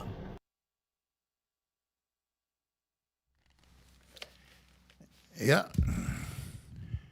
o tatou tala na mai Samoa tuina atu auā lou silifia ma lau faafofoga ia ua toe taliu mai le tatou mataupu lenei tauafiafi ia o le tala lava e pei ona talanoaina ma atusai o le molimau o luka ia i le oo mai o le alo o le tua o le mesia taletonu tatou le au kerisiano o le mesia na valoia e faaliliu foi e tatou le mesia lea e pei ona talanoa isa ia o le auauga puapuaga atia ia e tele a le faaliliuina e tagata o iutaia ia pe vasinga Israelu le wang poponga tia tatou la kerisiano o ata uma ia wa uma na mai e le soifo mai o tatou le faola Yesu Keriso Ia, o le malo na momoli mai e le tua i le alofa. E le a mai e se tūlanga whaisana no fo ali, ma ne nio na fo a whata vale. Au na ma, al mena na whangita ai o na talia tangata i utaia. Ma e o tantununga volna na ma fo ai o na maliu. Whai whamisinonga ma whaasata roina le. Ai, ta ua tala a luka. Ia, pēr tātou whaitau le lei, ma whaitau ma ia ma tātou ma malama i vai laina. Wa tala lea i le wala wina o marifilfilina o Maria nātou e ala ia kapilelu. O le tala e whaingo fia i mawhau o tangata anu ese na ma malama i. A le tala le ia Elisabeta ma Sakaria. Whaingo fia i tangata i uteia ana tu whawhengai ma le tala ia Abraham ma Sarai. Ia, nei o tātou o mai se vai tau whaingta. Awane o tātou nonofo i le pongsa o no tūlanga o whamai ma whawhita auli o lo tūlai mai. E le ngata i le atunu nei ma le vaenga o le atunu nei o lo ieile tātou e kālesia malana whale whasalau si whonga o tai au fōi le Aitelo Long Beach. Ia, aiso se nofoanga o le laulangi. O lo tau mia ma whaina o no tūlanga o whamai o whaatūla whanoina isa o tonga o le whewai. Ia meise o mawhitanga e le ngata i mawhitanga e kālesia. Ia mawhitanga te tele sa tātou fia ma awai. Ia o le mwhai an whatau nuina. Ia suru malama pēa al tala. Le alofa maleanga lei o le tua. Le mai o lona malo e ala i lona alpele o Iesu Keriso. Se awala whātau wa alava. O le awala e mai e la vea i le laurolangi atoa. Ia e pei o le melna ma te whasoa i pēa. Whiriwa i e le tua i a tūlanga masani. Sa soifo ai tangata i utaia ma le laurolangi i ona pō na whio mai e Iesu. Ia ua whaingata i tangata ona māmalama ma le tali ia. Ia o le whamalama tiri lea ai tu atu i lausunga le whaatonu pa lausunga la wao pe ia i seisi vesili whalau tele ai le ta loanga. Ia o ta wanga ia tu fo i le wha i wina o le ta polo kalame. Ono le tau tiri vai tau kirisi masi o masani ai la varta tu fai taunga o aso fia o aso whainga mea lofa. O aso mangalo ai le ilea. Pio na tala no so oia por kalame fo ie. Ai Manuia la tata no ngai o le mesili le fengta o le pepe o kirisi masin sa o mai feri wo inga. Ai le o talia tatu to tele o tatu. E o ai tatu o kirisian. Fengta no tatu talia feri wo inga le sa o le pepe le o mai.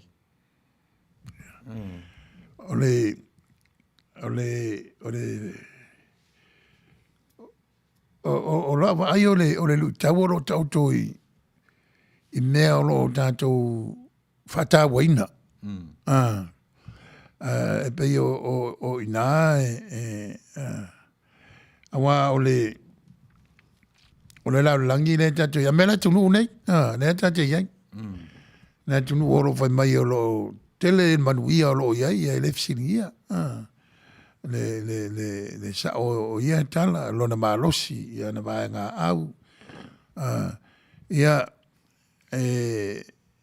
ma vai vo i farsa o lo tonu vo i le tunu nei ia mea pēa mata mai sai. Se i o mai a tātou nei. Nā vo isa sa tauro lotu le kālesia le tātou UCC i Long Beach. Tasi o rua i e kālesia congregation o whabot putonga. Ai le mawari UCC. Ia, o se farsa me tau tia le mana ia. Ia nā wailoa. O le intangata. Paul mea la e malosi ai le kālesia. O lana ngā ruanga wha missionare. Ai te mi umai whaifono i le kālesia lea. Tati ala tua o safa fai a homeless I fafo le sidewalk le mea o so tua le ai fai ala tua kalama whanga ai pe matuia ia ngā ruenga la vea I la homeless wa te le loa ia nei vai tamia I tau o le ai nei o lang picho le si nei ai te le homeless whewa ia e whewa ia I no whanga ala si o mia e whale te tele ma whale tupe tele o le tamawa ainga o le ai o Long Beach pei o me whapea tele na pongi sa ai le va ai I le ngā ruenga mori mau ale ekalesia lau keusiano pe vai o me vona le anta te le si o le si foi la le lui wa le o tatu atu tonu ia tele vai nga o le UCC ora na ia fa vai male ma le fa tu langa ina o le ekalesia fa mo al local church fa mo le sautonga o le ayama le ma sautonga o lotu taitasi o le ngā ruenga taitai o le tautuaina polo kalamba ale lau mome o le tautuaina o local churches me voi le tele nele malama ia nisi o tātou Samoa o ngā ruenga o me ia ma i tupe sosoani e whawai whasam whale e karesia o ngā ruenga wha misionaro e le karesia wala mai vaenga i e lua le o le church o le local church building and loan fund ia o le cornerstone o la o ngā ruenga sosoani e mai pa wan me va vai la to e fautoina ia le local church ia wone mo polonga to tonga le aitala ia ai ma sai tie tanga ai le se ngā ruenga fa missionary le kalesia pe o me o le fantai ia tato awa o lotu tele o malava o tele lo po feo to ai le fili wa inga len fai ele ngate e la mua ele va pe va ta va la mua so fo mai Yesu la tua le lava le malu na fawe la tong na fo mai ta fa ngai papel ni ele ngate na le fa le na ti he Rotel City le ta Rotel City an sa wa le di fai ti o le malmat sa wa va ai ba ye on fa le tonu la ye ya ma fa ye na wa onga fa tu sel malu ma ya te ia ye le misi sin va la ma ya wa onga pe on fa mo win te le pel malu ya so tonu to fa le talo no ni fa le fa ye tinga talo no ilon baliu mo lon to tu ya ai umatuale le vai tau mua tu la mai le vai tau o fa centuria matalon fa o la que siano fa sa tasi se fa sa ia Europa le se o mai la vai nei on po be ona ia ai ta wa ia fa le ta po ai ta to pe la nei vai tau te le ta po tanga te tonu la to ainga me ma sa ni ta tu Samoa mo le ola tapua I tonu o mo te malawa o ainga fai lava I matua ia te mao la ainga pe ia o le ostaulanga whanau fai a pe o le lotu ia leo fo ia I te leo o isi ua le lotu runga o le Zoom o le Facebook ia pe voi la tato o le tio ia na sauninga paula le se senga le anga o le sauninga ala weka le sia ma le tio e global ele na tangata I America en fai ona mori mawina ma ai le ngā ruenga folfola ai whaftai atu ia tala peli whaftai o le au atu e mauan maarosi whaftai tau sanga ia lofa atu fo I mo oe mane awai nā le tau stete maarosi a Oklahoma Ia pe ste va popo atu le atili le tau. Ia, ma te rolo ta ngai mer si uir ta pokalami. I ta tu pesile io na vatule ma ta fa salon fa business. Ia tu o tu le va no samba perita pokalami ni fifi. Ia, lui pesam ta.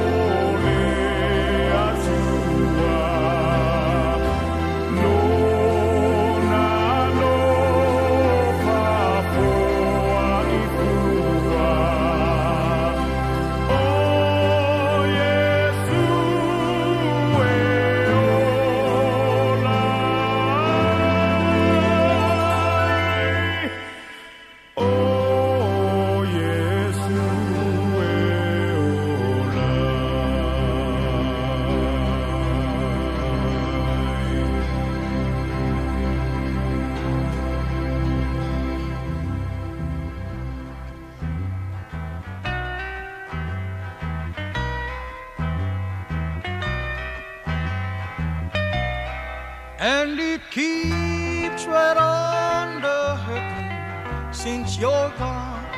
Ooh, I cried myself. El Rupios Junior Market i te tonu ore ai o Long Beach. O loo mawai ore tau mafa Samoa, tale mamoe, supo mamoe a paparusami. Ofu parusami moa tunu masiu siu pipi. Sapa sui so sisi povi masima talo mafai. E whaamaria ino no loto pa e fi oto matala atu o a au. Ile El Rupios Junior Market i te tonu ore ai o Long Beach ile limalua tasi o Long Beach, California. Iva o valu o lima. Telefoni 502 tasi iva valu valu. Every minute of the day, every hour you're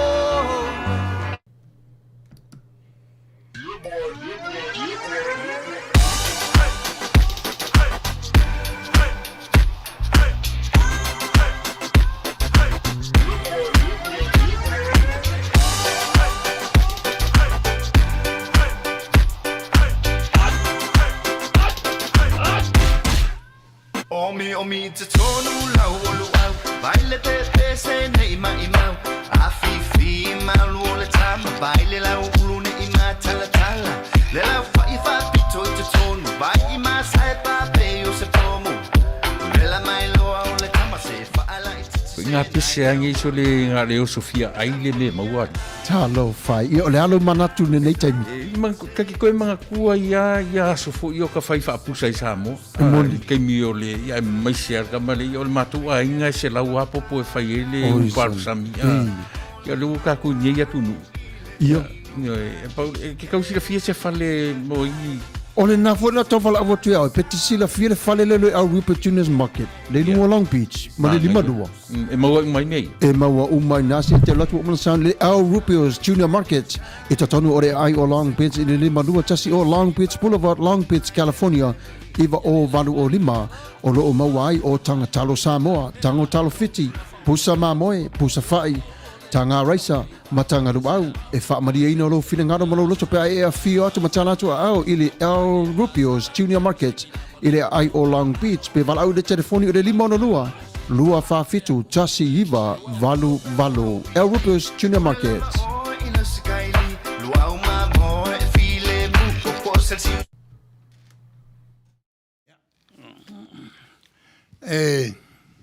Fia tale atu le anganga whaaloalo e tu sai o le whinangalo watu ina mai, lui pe sa mino, ale e le sao, a e fo le sao. O le sao mua o le tele o lotu pro tisano. Ia e o mai lalo o le lotu pope, le Western Christianity. Ai ele o le lotu pope le mua el tal faso pito aia e tele ia e karesia no mai fatasi le fasenturi e fono ma fili tusi mo tuspa ia o le tele o fa liwina o fa ngaina mai fengen tuai e a mai sa o tuspa ia utaia o Sepulona por RXS. Ele o whanga ina ele tele o lotu protsano e fa liunga lotu pope lea i Roma, le tau o le Valket, o le tuspaiana le lotu pope, o le Valket, fa liu e St. Jerome.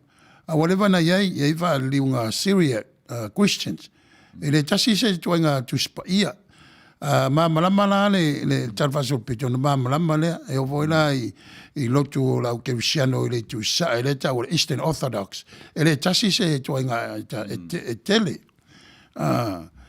tai o le o tele o Orthodox churches denomination in the East why e tele ta o patriarch ta to le Eastern the Catholic, or the Pope, or the Holy Father. E se ka unga o kai o loku proxango mainline Protestant churches o mai le Reformation leo te loa le e whaatau i lau sau noanga. E tele na e se fo ia la tau whaaliwina o le tuspa ia. E tele mai le ngana e leni e whengeng fau ia mai le ngana e peru whengeng tuai. O mena tuspa ia mo mua tele tusi sa whamau ia tusi ngā arau apostolo ma whengeng fau. O le ngana e leni, e leo le ngana le tina. Ar whatawaina le ngana le tina le ena mafua ena ona awinatu ia St. Jerome. E alu Jerusalema e nofo le iei masai le ili leina ngana. Ia mawha liu loi le ngana le tina le tuspa ia.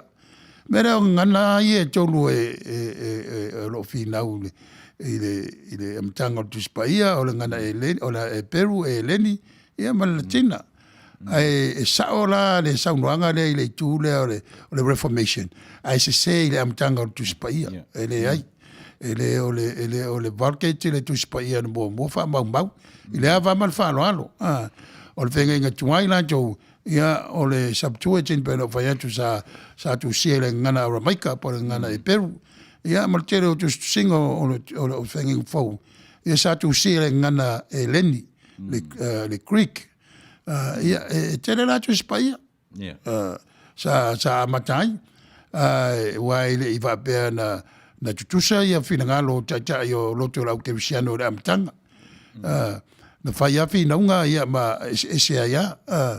Nena e reina ia imo meo historical creeds. Tau tinonga o le whatuatuanga I na amatanga. Se ma nai ua na ma vai ai o te reala o lotu nei ona po. Pe o le awa au le talitununga whalanginga o le tua te o taspa ia ele o e kare sekerisiano foi au le tūlanga. Mera a whapete vai mai whamalama mai le Vatican.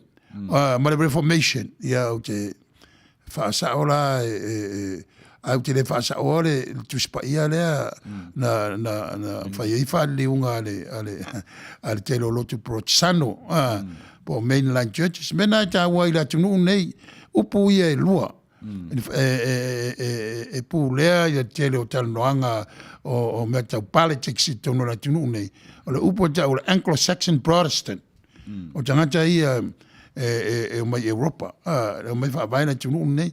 O lea whatua lua I le presteina lo pope o tūlai mai. Lua I le presteina lea la tūlai mai nei. E le uma le tūlai mai o Kennedy. Na sa tangata valeina. Ia tau sia e sao mauli le wha moe o le second Catholic president o nea tunu. Ai peo nai mena o te tau tuai wa es whare aonga. E le ai. E muri ngana Latina e more ngana Aramaika po le ngana e Peru mare ngana e Leni. Ia, e pea po le ngana I whaanga e kāresia le tau Syriac. Ia ma Coptic le kāresia mai ai kupito. E le tasi, tu al tato tal faso pito. Mai le amatanga, se yo mai le temin tu lai mai ia kaisala Constantine. Ia ana malamara ia I le ava mal falo alo. Manuia lo wharono atu I le ranga I mawhaia ona avese nei fui tatou I tu inga Manuia la lo whamaninonga. E langa e se ala tuspa ia le na watu li liu e tatu atunu. Ese. Ele o se volket. Ia, ele ava mal falo. Moro silfiari lui o le ngoanga tuspa ia a le lot pope. O le volket. Te leilo ai po asia onga na e te silfia. Ia ala onga le wata watu e ula tau le whare a onga ta onga. E le ai. E se umai ia tuspa ia. Ia e ofo le feeling o tusi. Le ia kanona. Io ma tau lia la tuspa ia le whaonga nei I le volket. O la ia te tonu mo tusi na ne tau poto. Ia o tusi a pokaifa. Ele maua tonu ave ese isi tuspa ia whaonga le lot protestano. Ia po whea nga iai. E taua umawa vo na tusi e taua o tuatar faso pito. I le vaal whengeng fau ma le whengeng tuai. Ia ma atatal noro whengeng tuai. Atatal noro ngana e peru. Nea peru le whaiantu. Ina ua whatu le laumua arsana I kupito mwhai ngoa ilo na ngoa arsana. Ia nana whaaliwa ilo tuspa ia mai le ngana e peru I le ngana a ramaika whai no fian mamla mai tangata le ngana e leni. E tau o le Septuagint. E whaonga ia mena o le lama le e kisi le nuinga fulu tangata n whaaliwin. According to the legend. E tere tuspa ia wara ele I whaingo feeling o tuspa ia whakano nai no tusi. Ia. Le ava mal whalo alo. Maruru at fo iba wapea o sestala. Manuia na whamara maina o nei vaenga ia. Ia awane I tā mau ane tangata e sao mele te tonu iai. Ane leile te tala pio o le tāmtau puri nei aso. Io e tali ai mea uma. Ia ono le ua le tātaimi. Na tuia le avanoa I lausunga. Ia e sama pai le tātala noanga. Ma le tāmtau upu o le whanau mai o le pepe. Ia ma le tapena ina e le atu o kapilielu e alu ia Maria, tu e alu ia Elisabeta. Ia e le ngata o le o mai o le pepe fau. Ae tapena whaatasi mai lava. Ma le tangata o le awhaia le ngāru ngā teu. Ai. Le me mo mua le tua pere vi inga mal whaftai. E ala e le mana o lona nganga e ngālue ina i nā tau ia wala au ina. Wha mautala e tu sai o lona whina ngalo alofa. Na mafuai o na whio mai a Yesu Keriso. Wha tū le malo e pe ona ia whina ngalo i ai. Awala foi wa mai ai. O awala lava wa whiwhilia e wha matala i na ia maala malama mai tangata i nā vai tau. Si o mai o tātou vai tau. Ale mepe siling taua. Ale nei vai tau. Pora lava le tau mia ona tūlanga o whaingtā ba. Pupua ngā wo mai ona o le whamai. Ia ele whaina vese e le malosi le susulu mai o le tala le lei. E winga ele alofa tū noa le tuaela ia Yesu Keriso. O le na sau e whaatū le malo. E whaatū i loto mwhina ngā lo tangata. E le whaatūa i ni tupe poni au penga. Le ai o mea nai whai e le tangata e ala i whamanuia ngā le tua. Ia e la ve ina ai mwhale e ilso i fuama le ola. Pe on tātou iai. Le malo lava ia o le malo e whausia e while mua o le tua. I loto mawhina ngalo o tangata. E amata i nā. O na fua mai ai lea o fua le leima le mātanga o fie. Ia e tātou te fia ma ori ai. Ia suru mai pēa le tala le lei o le soifua mai o le tātou whaola. I le nei vai tau. A wane manu malo whawhita auri. Ia manu malo le tātou ai le lata mai o le tua. E ala e lana me alo fasili. O lo na alo e tō tasi. O le wa tātou tali tonu ma whātou tua ua mai ale whaolo tanga. Mo oe maa umalala o langi a toa mo ila tō o talia lo na fia mai. Ia manuia lava le tātou malanga atu le toia sao le tiveni. Le vai tau tā ua le whamana tuina. Ma le amataina o le whaatūlanga ina o tusi whaita waso. E ka le sia ese, ia meise lau kerisiano. Ia manuia tele le neita ua fiafi po whea lava le tafa o kelope o lo e viso tai mai ai. Ia iai le manuia ma le file mu le anga le lei o le tātou o tua. I lunga o ala uma e pei o na wheanga iai. Ia o se tala muli lea e tuina atu e tu sai o le tātou mawhitanga. Ia la whai ulu tātou mawhitanga le saunoanga le sunga i le awa ono uti talo whai uai lea.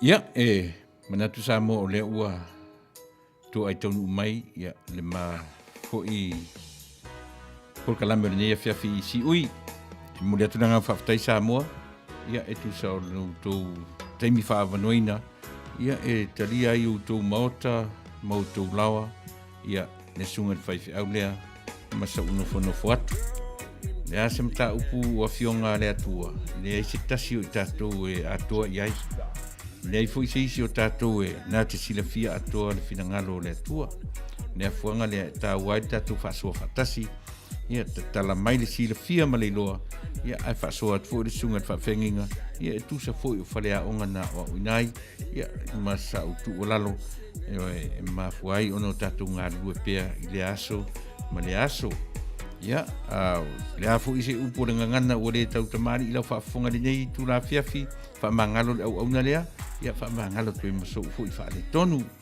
ai mo le nei lava i tu aso ia tātou e sa ufo i malama tātou tu e whilo ai i ngā ruenga whaawau walau si ufonga le tai afo ia ai patu le awa nole sunga le whawhenga inga ia ina te matam whai u i le tātou talo i le atua soifua Samoa.